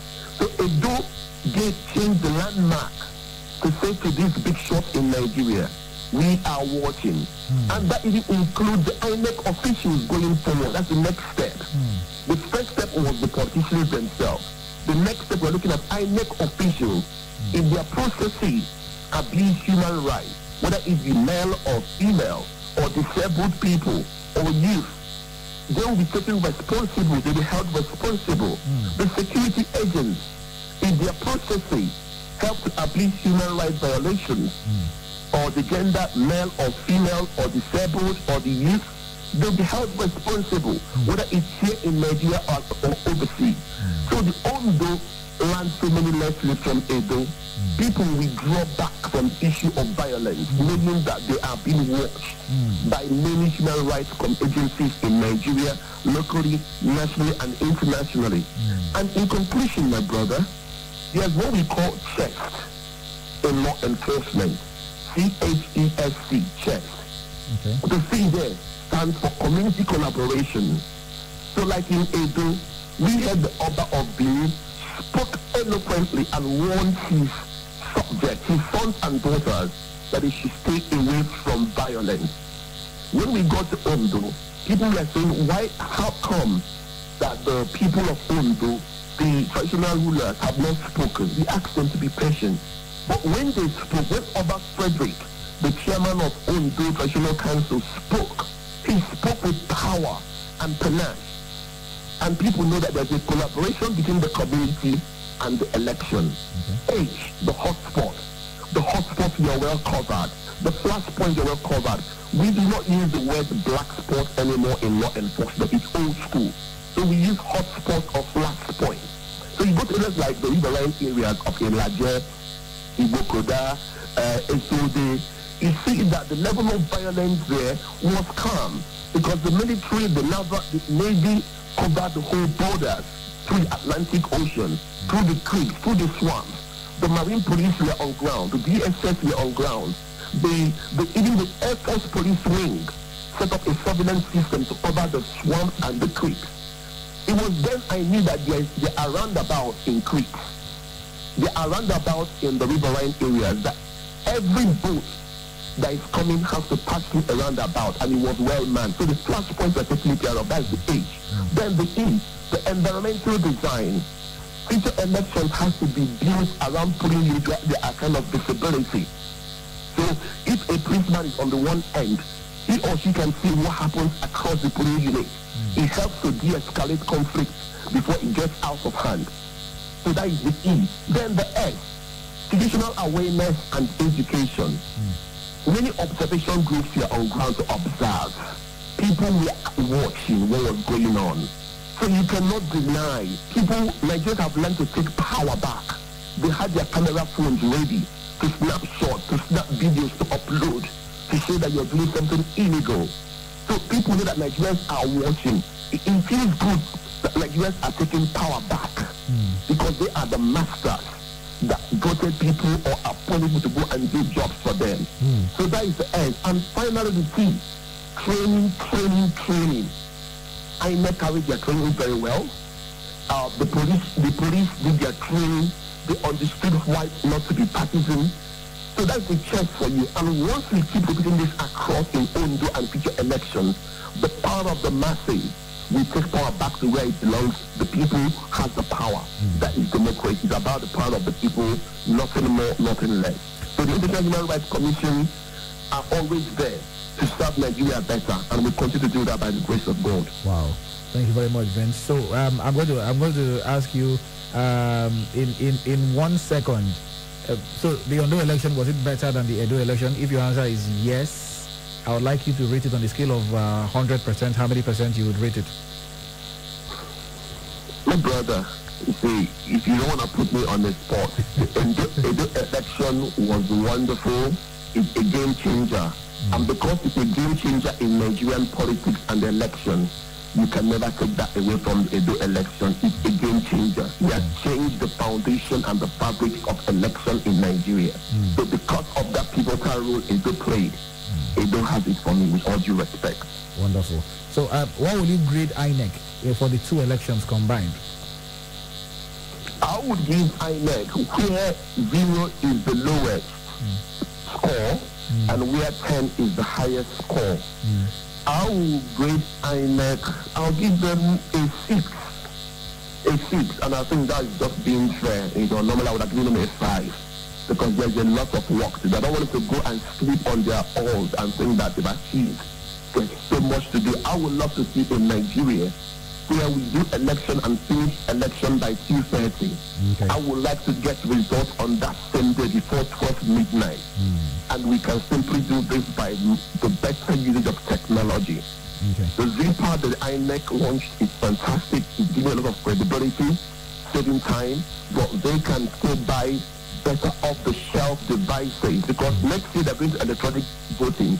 They need to buy new technology that they can use. The idea of having fires, Akure had a fire before the election. It was suspicious. How can a fire happen a week or two to election in Akure? Something was happening in Anambra State in 2017 or last year, I think. So all these fires that happen in Anambra elections a week to election is suspicious because that's supposed to be a government infrastructure that's supposed to be surveyed by the NCDC or the police. So all those acts of fire is suspicious. We need to find a way to stop it and to improve the devices they will use for the future. So I'll give them a 6. Normally I would have given a 5, but let's say a 6 to encourage them. Okay, I must thank you very much, security consultant and election monitor at the Ondo election, Mr. Vince Onyekwelu. Thank you very much for sharing your thoughts with us this morning. You're welcome. My regards to the people of Edo State. Have a good day. That was Mr. Vince Onyekwelu talking to us. I mean, he says, yeah, as much as the the Edo State election or the Ondo State election was also hailed, he says because the Edo State election was the game changer, he would always give it to the Edo election. Okay, well, that's That's a very nice one. It's good to see that we are making progress in our electioneering processes. Absolutely. So before we get you in on a conversation, it would be, very pertinent for us to tell you that there's been a new development in the Edo State House of Assembly, and the Speaker of the Edo State House of Assembly, Honorable Frank Okiye, has been impeached. This happened yesterday. The impeachment followed the motion by the majority leader of the House, Honorable Henry Okwarobo, and it was signed by 9 out of the 10 members who were present at the brief sitting on Monday, yesterday. Okay, so the new Speaker of the Edo State House of Assembly is Honorable Marcus Onobu, representing Isan West constituency as the new Speaker. It didn't end there. We understand that Honorable Frank Okiye has even been suspended from the House for the next 3 months. So what's going on? Well. We will find out in the coming days. But the questions are the legal implications. Is it just so easy to impeach somebody just like that? I mean, we did not hear anything. We just heard that he has been impeached, he has been removed. So what's going on? Well, we'll talk to our lawyer friend, Barrister Dennis Asaratin, on the program this morning, and he'll explain to us, how possible it is to just impeach the Speaker of the Edo State House of Assembly. Good morning, Dennis. Good to have you. Good morning, Charles. Good morning, Nigeria. So quickly, I'm sure you're abreast with the latest development in the Edo State House of Assembly. Now, we understand that the Honorable Frank Okiye has been impeached, and Honorable Marcus Onobu has been elected to, take his place as the first among equals. But there are questions about the legality of the whole process. What is your stand? What does the law say about all of this?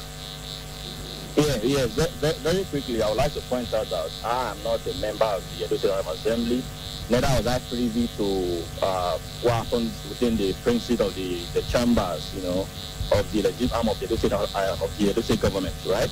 But judging by what we saw in the news, it's apparent that there's been a change of guard, in terms of the leadership structure of the House of Assembly, and there's nothing new about impeaching, a speaker of the House of Assembly, whether it's in Edo State or anywhere else in Nigeria, because every member was elected, to represent the constituency, and whoever becomes speaker or deputy speaker or a leader in the House of Assembly must be born out of consensus among all members who are present and sitting in the House. So if 9 out of 10 members thought it wise to remove or change the leadership of the House, there is nothing new. I wonder why they did huge cry. I think those who are clamoring that the removal is unjust may be speaking from the realm of sentiment. So legally speaking, there is nothing new at all. As long as it was the majority of those who were present and sitting, during the business of the day that propounded the motion for him to be impeached, to the best of my knowledge, and from the fact that we have right now in the public domain, the removal is rock solid. So if the speaker or the former speaker or the impeached speaker, Mr. Frank Okiye, is otherwise, he knows what to do. If you approach the court, if he feels his rights has been, if you are going to give him fair hearing, or there's any, illegality in the process leading to its removal, and even if there's eventual suspension from the House, he knows what to do. So I don't see any reason why anybody should not begin to lose sleep over the removal of somebody who is first among equal. He was not elected as a speaker. He was elected as a member before his fellow colleagues didn't meet people to elect him as a speaker of the House of Assembly. So for now, to that extent, there is nothing wrong at all with this removal. All right, so in 2 minutes, I'd like you to speak to the constitutional conundrum that that's got a lot of people scratching their heads. The law is very specific. It says every State House of Assembly shall have a minimum of 24 members and a maximum of 40. Edo State has 10. Is that not a constitutional breach? Absolutely. In fact, that is the new phase in our advocacy. For me, what should be bothering us now is not the change of leadership of the House. What should be bothering us now is the underrepresentation of the people of Edo State. I don't know the reason why INEC has refused to do. But over how many months now some members have absconded. They have abdicated their duties to represent their people. And those seats are so far. INEC. Okay. Why is INEC not doing the needful? Why are they not conducting a by-election to fill the vacant seats?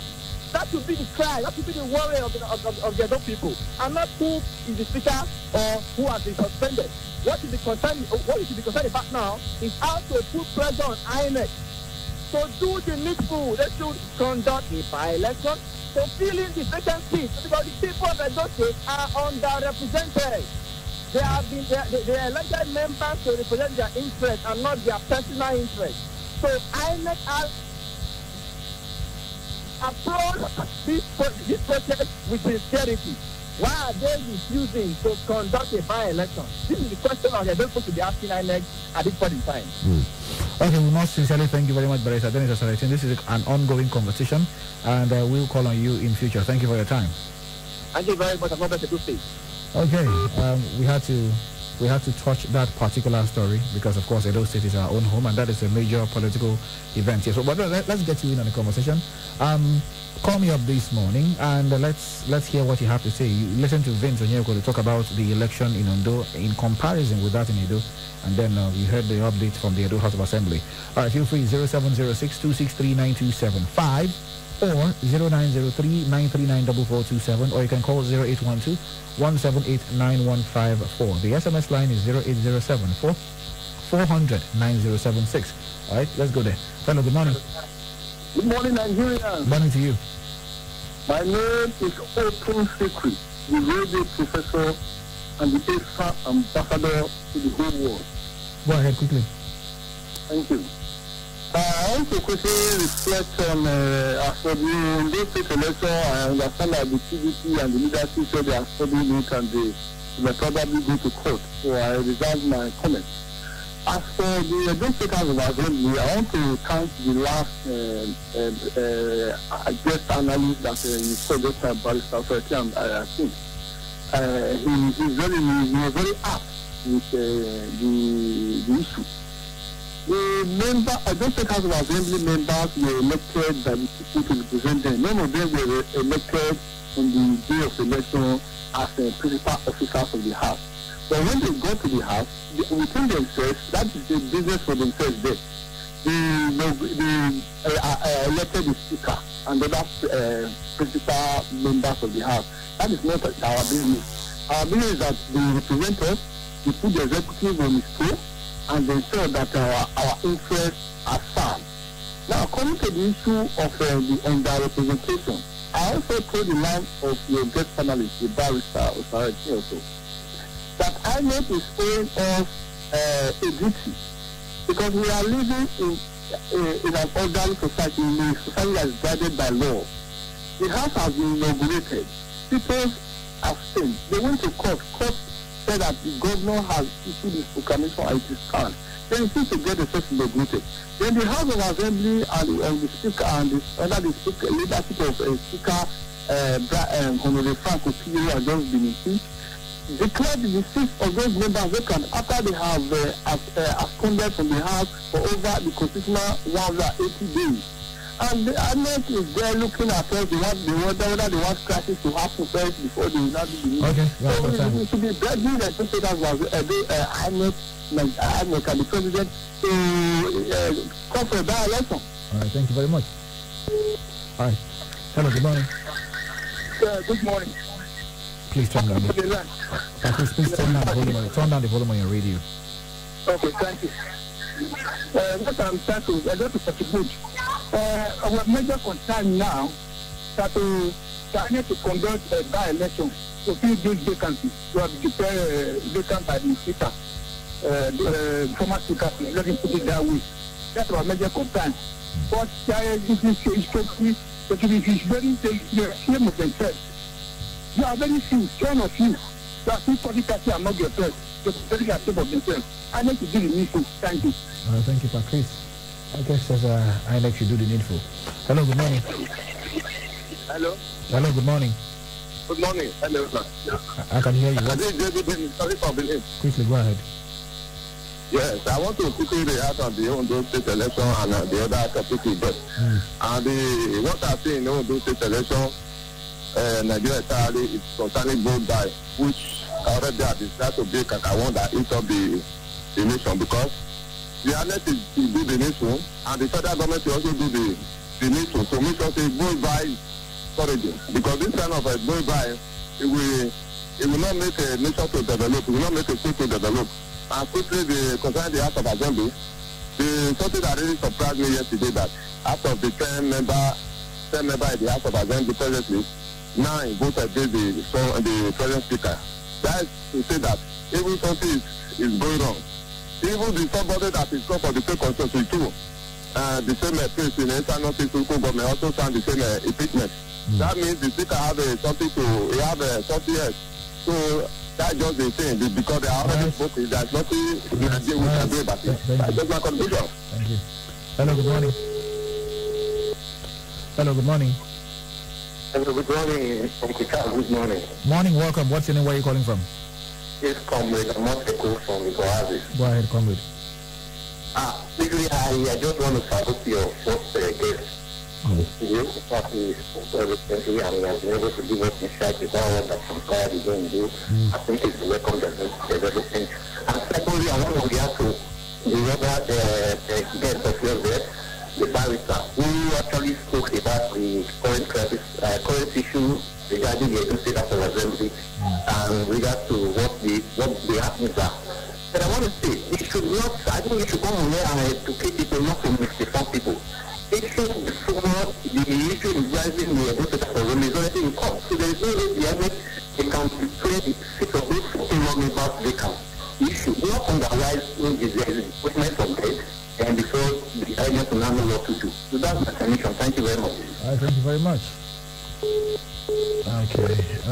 But then there's a controversy. I mean, the last caller, there's a controversy. If it was in court already, and we know that once it's in court, you wait for the court to pronounce, but they went on to inaugurate themselves and got themselves sworn in. And that was a sore point. People raise that question, okay, if you're in court, why did you do that?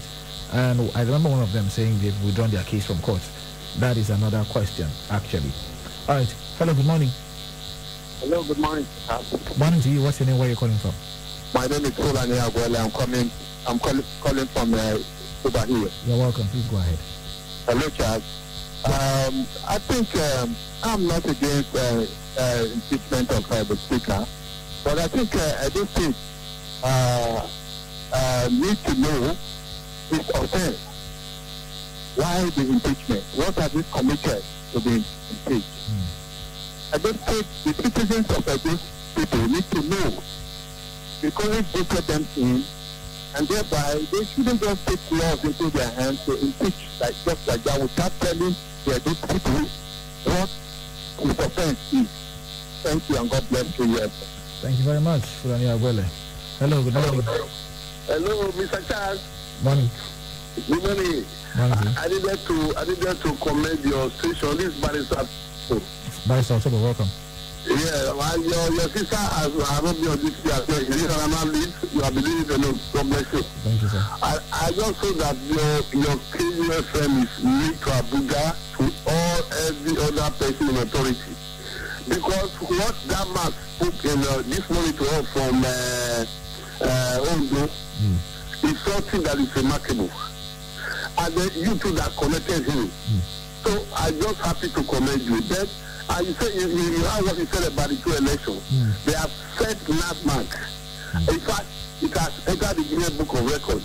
So people just going to court now, they just maybe they have surplus funds to throw around. Then back to that for the election, we have to commend the police, the PND, the president of the last election, election. Because if not, it will not be free. We have to commend the governor here because of his performance. Then back to the House of Assembly. Somebody says you want to know the offense. It's normal in a democratic system of government. They can change whatever they want to change there. So the people are now waiting, they are waiting for the government to say, why do you do that? No, they have said so that we want to investigate that the house are not be running in an appropriate way. They want to use it most to tell us what happened. And we are waiting. They must be able to tell us. Thank you so much. All right, thank you, Barry. Right. Thank you very much. Have a wonderful day ahead, sir. Let's check out the messages. This one says, good morning, Mr. Charles. INEC should please pay up the ad hoc staff in the last Edo elections. Some of us are still yet to be paid. They should pay us what is due to us. Paul from here. Are you serious, Paul? We'll find this out. Okay. Okay, so the next message here says, okay, so we're not talking about NSAS today. That'll have to happen tomorrow, okay? Tomorrow we will be talking to the former IG of police, former IGP Solomon Arase. He's going to be our guest on the program here tomorrow. So the NSAS people, just wait. Tomorrow we'll have a very robust conversation about that, okay? This one says, good morning, KUFM. I am Lagos Manoron here from Ego Axis.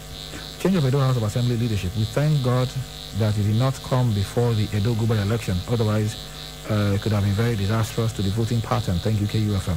Oh, interesting. Okay, and okay, this one says, okay, so you're still, this one is reacting to the newspaper review. Okay, thank you very much to all of you who've called and all of you who sent in your messages. We appreciate every single one of them, okay? But of course, this is where we will end today's edition of the program. I tell you, all of us at KUFM, we try as much as possible to balance out our reports, and we try to educate and inform you on this program called Dialogue. All right? Follow me on Twitter at CharlesKUFM. Follow KUFM at KUFM Nigeria across all social media platforms. If you are going out to protest, please, please, and please again, you must be peaceful. Do not engage in violence. I'm saying thanks for listening and have a wonderful day ahead. My name is Charles Oporum.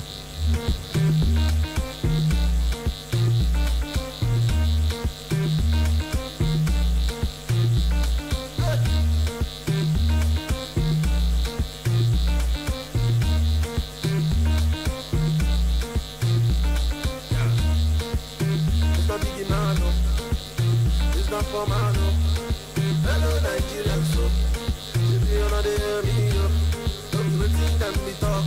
This was not what they promised us. Then tell us they can go bring the change. Oh no, no, no, no. As the thing they go, situation is just a bad. Hey, as they break, things is just a hard. No food to chop. Every day they lie, they rise. See the people down they cry. Oh no, no.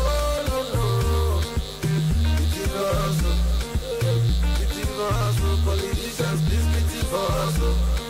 I beg we the beg. See my people done they die. Please pity for us. Politicians, please pity for us. Oh no no no no no.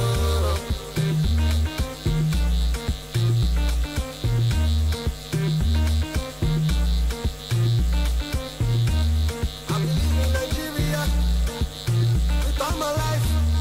I pledge to Nigeria, my country. All my heart, anywhere I go, Nigeria.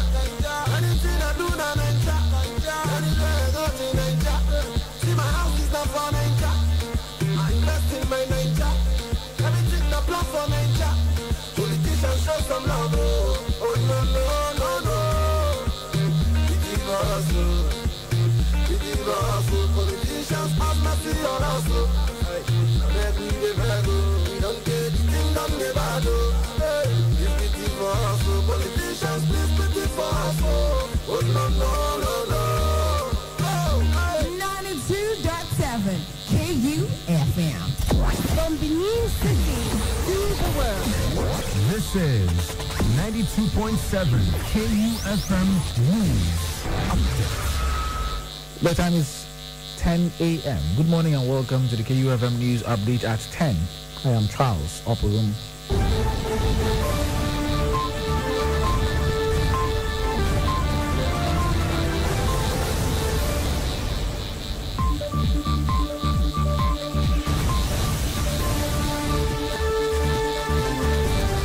The Speaker of the Edo House of Assembly, Honorable Francis Okiye, has been impeached. Okiye's impeachment followed the motion by the Majority Leader of the House, Honorable Henry Okwarobo. The impeachment letter was signed by 9 of the 10 members who were present at the brief sitting on Monday. The House has elected Honorable Marcus Onobu, representing Esan West constituency, as the new Speaker. Meanwhile, Honorable Okiye has been suspended from the House for 3 months, while a probe panel has been set up by the new Speaker to investigate his tenure. President Muhammadu Buhari Monday in Abuja assured Nigeria's former Minister of Finance and Economy, Dr. Ngozi Okonjo-Iweala, that the country will explore every opportunity and deploy its entire energy to ensure that she becomes the Director General of the World Trade Organization, WTO. Dr. Okonjo-Iweala is one of two candidates contesting for the top position of the multilateral institution. President Buhari, who received the former Managing Director of the World Bank at the Presidential Villa, said she deserved more support to get the top job because of her profile and diligence in serving the country and the world. Meanwhile, President Muhammadu Buhari has reacted to the outcry on the reform of the Nigeria Police Force, promising to extensively reform the force. The president declared that the dissolution of the Special Anti-Robbery Squad is the first step to extensive police reforms by his administration. President Buhari also promised to ensure that all those who are responsible for the misconduct or wrongful acts are brought to justice. Elsewhere in a related development, the governor of Rivers State, Nyesom Wike, has banned all forms of protests, including the End SARS campaign in any part of the state. Some groups had mobilized youths to begin a protest against the disbanded Special Anti-Robbery Squad in Port Harcourt, the state capital, on Tuesday. But Wike, in a statement by the Commissioner for Information and Communications, Paulinus Nsirim, insisted there was no need for such protests since the Inspector General of Police, Mohammed Adamu, had proscribed the notorious police outfit. The governor advised parents and guardians to ensure their children comply with his directive against such protests. And finally, the federal government has guaranteed 5 years tax holiday for miners who operate in the nation's mining sector and a waiver on imported mining equipment.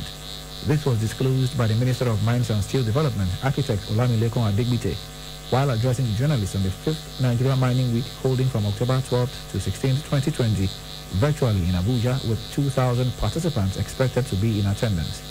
According to Adegbite, the event will showcase Nigeria's mining potential to the world, which also will present the nation's mining potentials to investors across the world, and that people are already showing interest who also have classified Nigeria as a mining country. And that's the KUFM News Update on the hour. I'm Charles Opperum saying thanks for listening and good morning.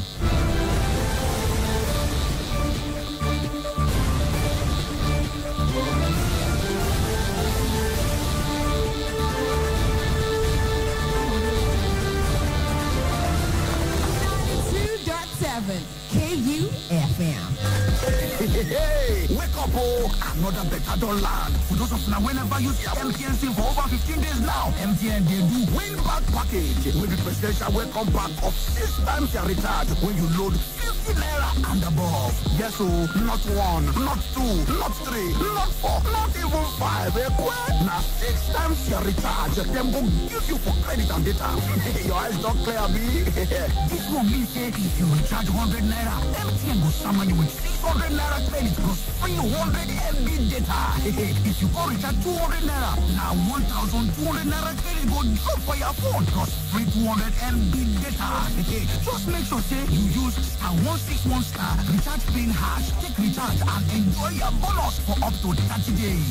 Let me start presidential welcome back. I like. Make I go find my own MTN SIM, begin enjoy better. Everywhere you go, MTN. This is Two-Face Idivia. What's up, my people? It's your girl, Yemi Alade. My name is Ill Bliss, aka that Igbo boy.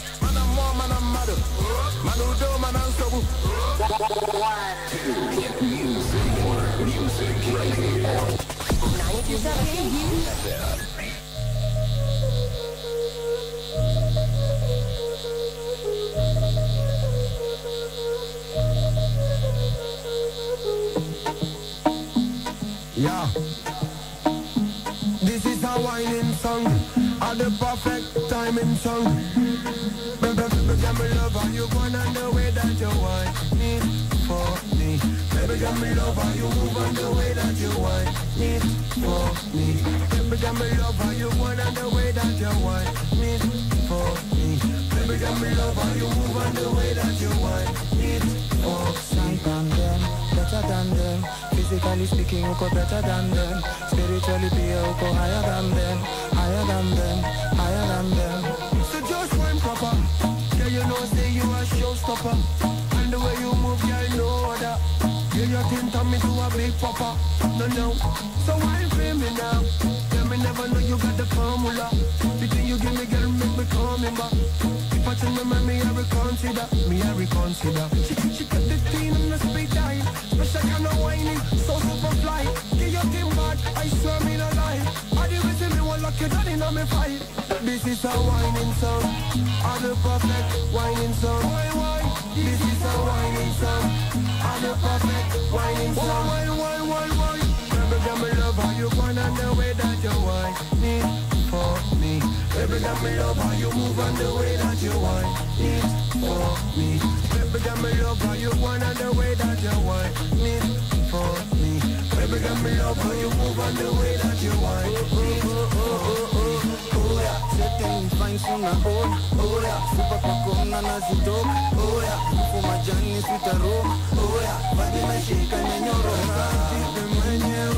you've been out there giving you all day. It's a man's world, but it don't mean nothing without you. It don't matter what they do or say. Self-love is the best kind of loving. Feeling on your body, now you can't get enough. Independent woman, you're a gem. When it's 10 over 10, no the 10 when I shine on them. This is a whining song, I'm the perfect whining song. Why? This is a whining song, I'm the perfect whining song. Why? Baby, girl, me love how you want and the way that you want it for me. Baby, girl, me love how you move and the way that you want it for me. Baby, girl, me love how you want and the way that you want it for me. Baby, girl, me love how you move and the way that you want it for me. Better than them, physically speaking, you go better than them. Spiritually, you go higher than them, higher than them, higher than them. Shine on them, better than them. Physically speaking, you go better than them. Spiritually, you go higher than them, higher than them, higher than them. This is a whining song, I'm the perfect whining song. Why? This is a whining song, I'm the perfect whining song. Why? Baby, girl, me love how you go and the way that you whine it for me. Baby, girl, me love how you move and the way that you whine it for me.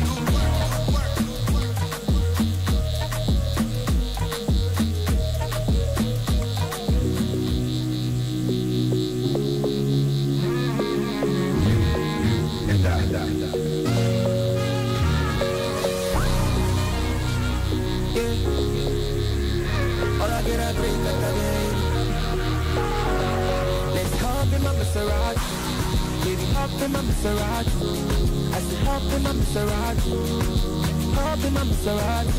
Girl, I wanna see you go down. Yeah, say me I love the way you make body. Hop in my Maserati, baby hop in my Maserati, and I just wanna see you ride. Somebody need somebody. I need somebody. I'm gonna check my follow you, somebody. Somebody needs somebody. Somebody needs somebody. Would somebody tell somebody what to call me? Show me. I'm just like keeping on it on yeah, I'm ready, get ready. Last get it to Yankee for this pandemic. And girl, I get it all on me, I wanna spend it. I need to be your garment, me, I wanna wear it for real. I got it, take the car keys. For the Maserati, you get nothing. For the Lamborghini, you want it. For the Bentley, you go bend it. Oh baby, choose what you wanna cruise in.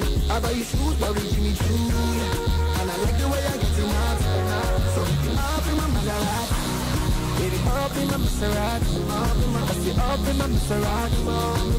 Up in my Maserati. Girl, I wanna see you go down. Yeah, tell me I love the way you bend body. Up in my Maserati, baby, up in my Maserati, and I just wanna see you ride. Somebody needs somebody. I need somebody. I'm up to all I need. Somebody needs somebody. Somebody needs somebody.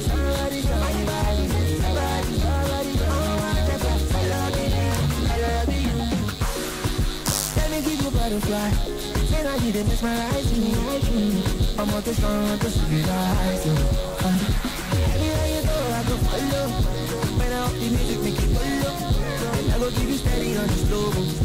Baby, don't tell me that you got sorry, I know you like to party. I'm a total bunny. Show my body, yeah, yeah, I'm a guy. Innocent nobody, I'm gonna make you up. Make you up in my Maserati. Make you love in my Maserati. I say up in my Maserati. Up in my Maserati. Girl, I wanna see you go down. Send me I love you when you bend body. Up in my Maserati. Make you love in my Maserati. And I just wanna see you down.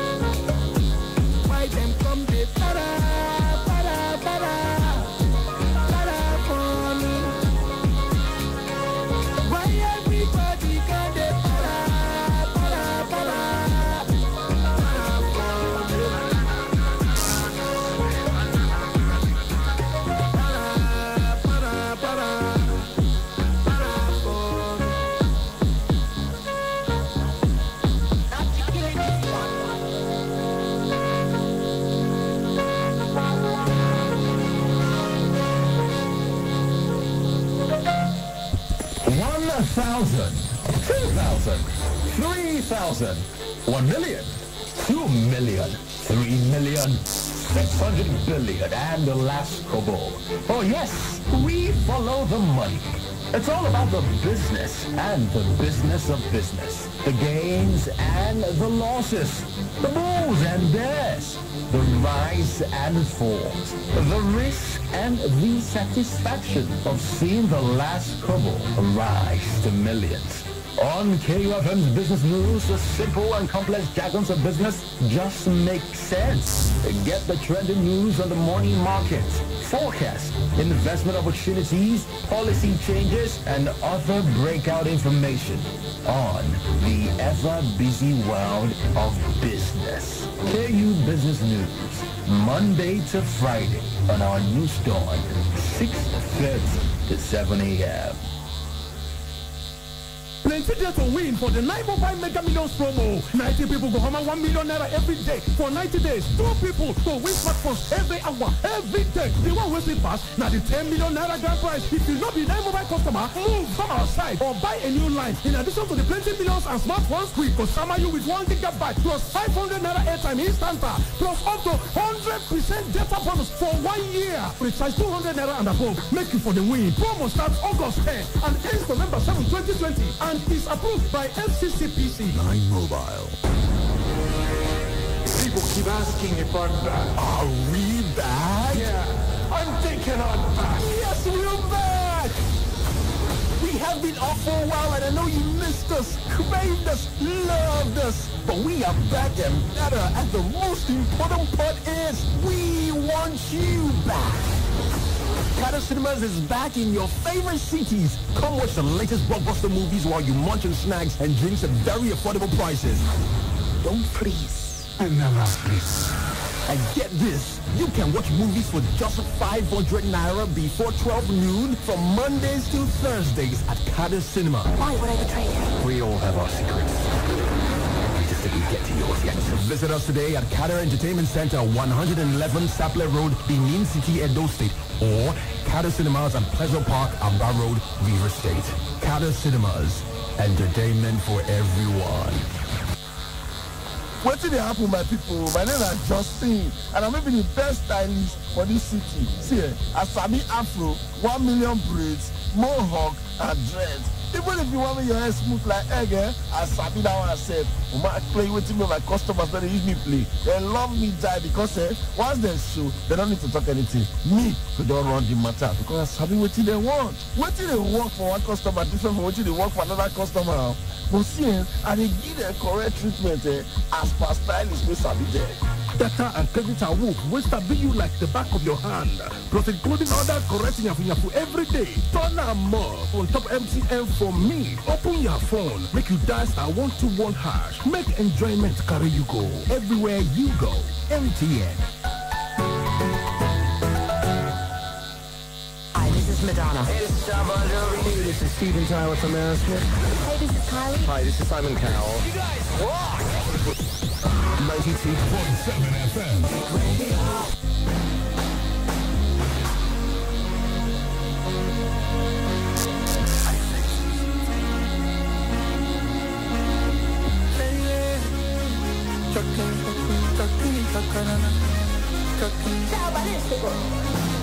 Girl, I know good lie.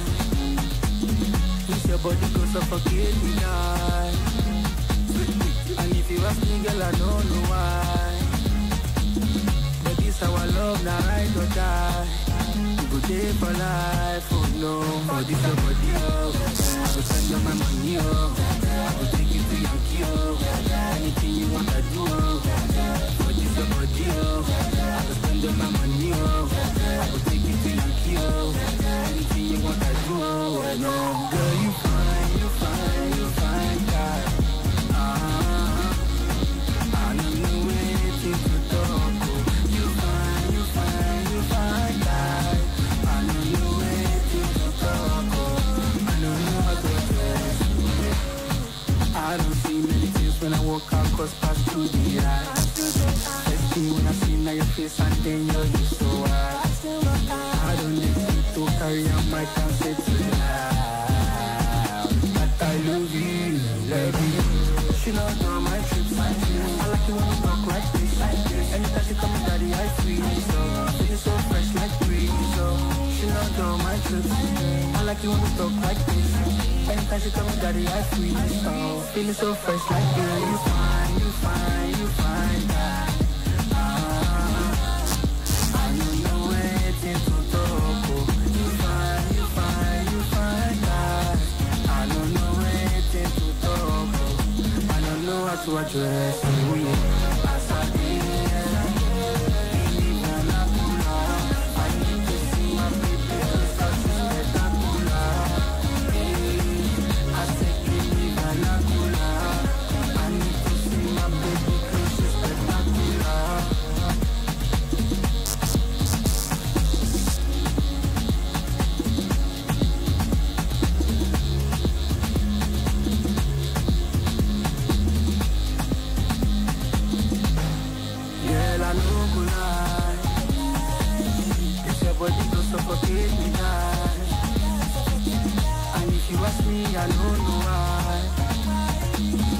This our love, now I don't die. We could live for life, for no. For this your body, oh. I spend all my money, oh. I take it to Yankee, oh. Anything you want, I do, oh. For this your body, oh. I spend all my money, oh. I take it to Yankee, oh. Anything you want, I do, oh.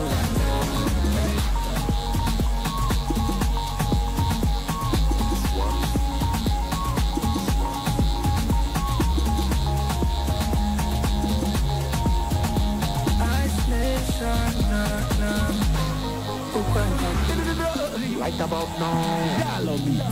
Kenneth Oboku, I see what you want. Harrison, root. Corner.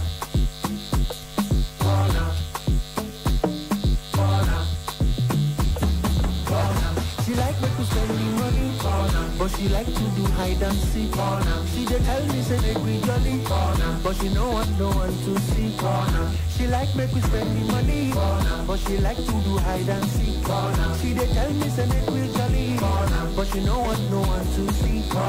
If I'm my head, what do you want from me? If I'm my head, you know how it's supposed to be. I catch you there. You dey sample for Boku. Baby, no they do.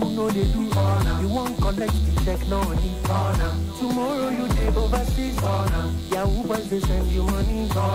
Your matter don't plenty for streets. And now only private jet you dey sleep. Can I talk about well loud? Money they make them drop, make them rest. I know say you like what you see. Oh yeah, scatter the place, make them see. If I catch you and knock on. If I handle your go happen, you go call me your lover. You go holla your papa. She like make we spend the money, and she like to do hide and seek. She dey tell me say make we jolly, but she no want no one to see. She like make we spend the money, and she want to do hide and seek. She dey tell me say make we jolly, but she no want no one to see. If I'm my head, what do you want from me? If I'm my head, you know how it's supposed to be. If I'm my head, what do you want from me? If I'm my head, you know how it's supposed to be. See a day for house with my girl Kechi. While at the house, we could travel overseas. I sell my motor, everything where I see. But I know no say, she get it plan B. She carry the money, back me for corner. If on Anya we break it, she push and corner. She follow you where they give a corner. Where they back and they quick it corner. Now I don't call them mad, they mad, cause things they bad.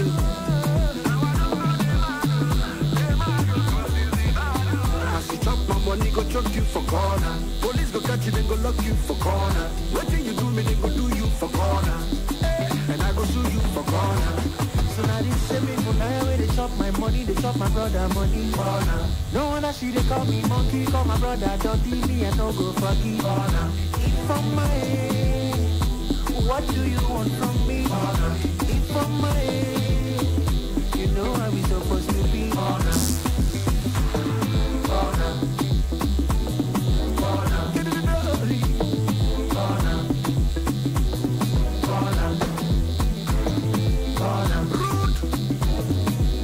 About now,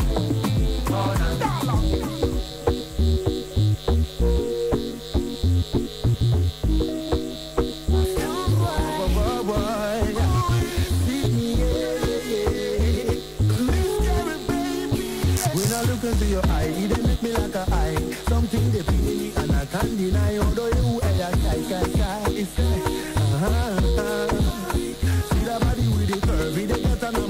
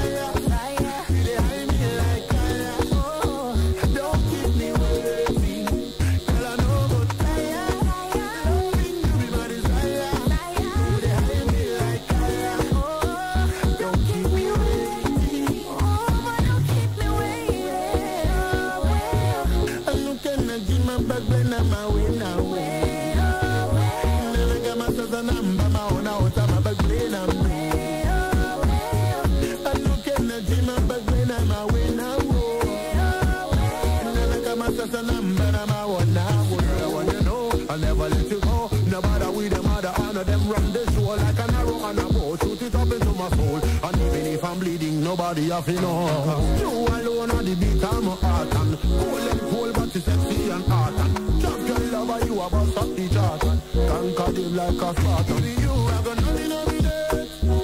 Number one candidate. This one I'll be the carry everywhere. Don't keep me waiting. Yes, you are my nominate. My number one candidate. This love is the carry heavyweight. No, don't keep me waiting. Girl, I know fire. Loving you be my desire. You behind me like fire. Don't keep me waiting. Girl, I know fire. Loving you be my desire. You behind me like fire. Don't keep me waiting. Gonna take when I'm now my way now.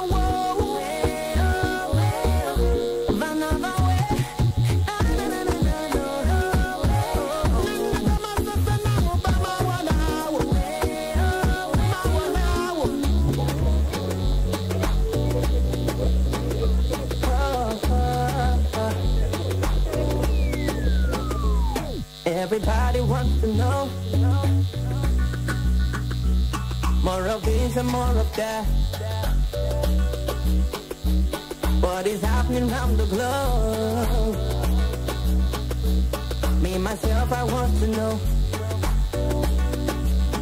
Let's know more. 'Cause I got good news for you. The best station is knocking on your door. Just sit back and relax, babe. Just sit back and relax. 'Cause all you have to do is tune into 92.7 KUFM. Tune into 92.7 KUFM. Tune into 92.7 KUFM. Tune into 92.7 KUFM. Tune into 92.7 KUFM. Tune into 92.7 Tune into 92.7 Tune into 92.7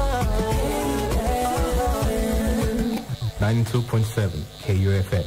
Turn on excitement. The Superstar Lineup. Hey, this is Taylor Swift. Hi, this is Ariana Grande.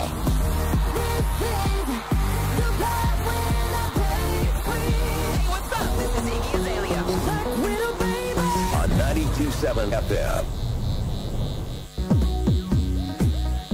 Hello, welcome to this life-transforming online business education program on radio, where we share the latest information on the benefits of e-business and e-investment, powered by Raleigh Academy. Raleigh Academy is a reputable organization that offers educational services in online businesses and financial education. The ultimate goal here is to equip anyone in search of a genuine opportunity to create a new stream of income or add to their current stream or streams of income from the online business world, that is the internet. In today's program, we will be looking at the 3 core factors of wealth creation. The 3 core factors of wealth creation. And in the studio with me is an e-trader and an online entrepreneur with Raleigh Academy. He is trained by the London School of Business and Finance and also the London Academy of Trading. He has certification in technical analysis from Cyprus. He has gathered over 12 years of experience in financial trading and technical analysis. Here is Michael Akinwale. Thanks for joining us, Michael Akinwale. Thank you so much. Beautiful day to be in the studio, I can tell you that. Okay, so we're glad to have you. Let's start with Raleigh Academy. Tell us more about the company. Okay, Raleigh Academy is actually a global e-business education brand. The focus of the company is actually to connect people with learning experiences that allows them to understand right now how to use technology to power their business and generate consistent income for themselves. The head office of the company is actually in Europe, and from Europe, they've been able to establish several branches around the world. Like in Nigeria, they have a branch in Lagos, in Abuja, in Port Harcourt, and in Ibadan. And from there, they're able to reach their clients directly to actually show them how to use the new age technology to achieve financial freedom. Okay, so it's an academy. Absolutely. Let's get to the business of the day. The 3 core factors of wealth creation. There's a pandemic right now and people are losing jobs. So what are these 3 factors that people should focus on? Okay, Lekon, I'm going to be very frank with you. And if you are listening to me, you're a business person, you need to actually listen very carefully because these critical factors are extremely important actually when it comes to succeeding in business right now. And I'm going to be laying them. Number 1 is the fact that your business must have a very valuable product. Okay. Valuable product. Number 2, that valuable product must be needed by volumes of human beings, volumes of people. And number 3, those volumes of people must be buying these products frequently. It's VVF, value, volume, frequency. If your business or your product can answer those 3 things or has those 3 factors embedded in them, I can guarantee you it's going to build you wealth for a lifetime. Do we have businesses that fall in this category specifically? Sure. I'm going to be looking at 2 industries very fast because of our time. Number 1 is telecoms. They give you credit or data, which is value. Okay. And they give it to volume of us. Like in Nigeria now, for instance, we have about over 100 million human beings who are actually buying data and making calls. That's volume. Number 3 is that we need to keep recharging. People recharge every day, people recharge every hour, people recharge every minute. And because of that, the telecom industry is one of the most successful in Nigeria right now, right? Absolutely. Take oil, for instance, also. They give us petrol, for instance. Value. This petrol, they give to millions of people. Look at the number of cars on the road. And thirdly, we need to keep refilling our tanks frequently. You can see it now. Yeah. Value, volume, frequency. And you notice that these 2 industries are extremely successful.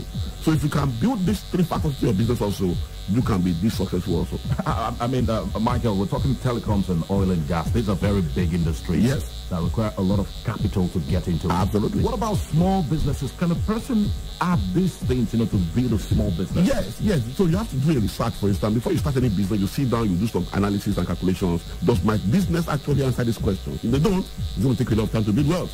All right? And from our research, one business we have been able to see that fits this factor is e-trading. Okay. In e-trading, you are trading value, currency, commodities. Number 3, you are trading them in volumes. And you can do it frequently, every day.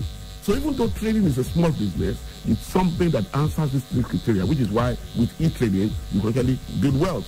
So what is e-trading? For some of us who are doing it for the first time, e-trading actually means electronic trading. And there are several reasons why e-trading can also be very superior from other businesses. Number 1, with e-trading, you don't need to have staff. That means you don't need employees. And you are not competing with anybody. And you can start very small. You don't need to go break the bank to start the business.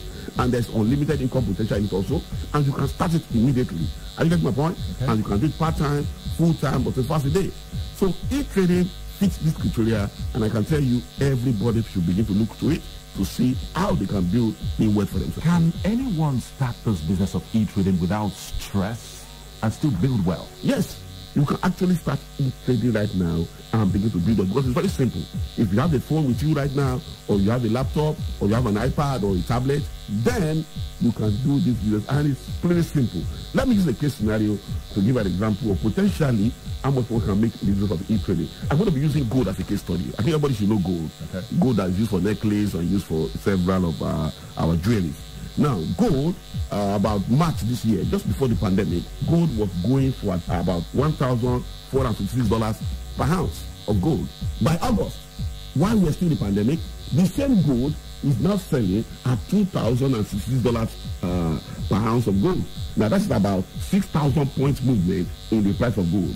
About 6,000 points movement in the price of gold. Now, for somebody, for instance, who is trading at maybe $1 per movement of the price of gold, that's about $6,000 profit that you have made. While people were in lockdown and businesses were crying, traders were actually laughing to the bank. And if you're a bigger trader, for instance, where you're trading at maybe $10 per pip, and you can do it from your phone. I mean, it's as simple as that. You don't need to open any shop. Just from your phone or your bed, or even while you're in the toilet, you just place a buy. And you could have potentially made this. That's some of the reasons that makes e-trading fit this criteria that I'm talking about. Anybody can do it, and you can start it immediately. How can one start this lucrative business of e-trading? Well, I always recommend, if you want to start business of e-trading, everybody should first get educated. You need to get a training. I get my point? Even I personally, apart from training myself and developing myself, reading books and watching videos, I've also spent personal money to actually go abroad. to London Academy of Trading to get proper training, business of trading. So education is actually the first step. But time when you think you travel anywhere again, the Rally Academy right here in Nigeria has brought this training to you. And that's what we're having what they call the E-Trading Foundation Program. The E-Trading Foundation Program. Now it's a foundation program because you also need to lay the proper foundation. Remember, the foundation of a building determines how strong the building will be, but also determines how tall the building will be. So if you really want to get big in this business and go fight this business, then you need to join this E-Trading Foundation Program. And this E-Trading Foundation Program, it's actually a 3-hour training. A 3-hour training where we're going to be helping you to open your E-Trading account. We're going to show you how to buy, how to sell, look at commodities trading, currencies trading, look at indices trading, how do you buy, how do you sell, when is the best time to buy and sell. All these things, we're going to be looking at them at this E-Trading Foundation Program. And I think everybody should make sure they attend this training and begin their journey to create wealth. Now, Michael, this foundation program is sounding like how much does it cost to attend the E-Trading Foundation Program? Well, a training like this normally should have costs of thousands, whether in Naira or in dollars. But guess what?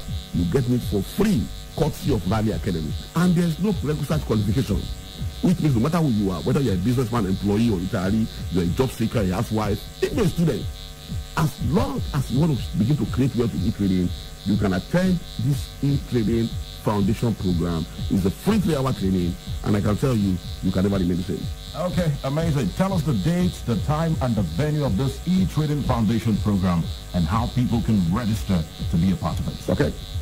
The training will be taking place for 2 days, right here in the city of Benin. You don't need to be there for the 2 days. Just pick one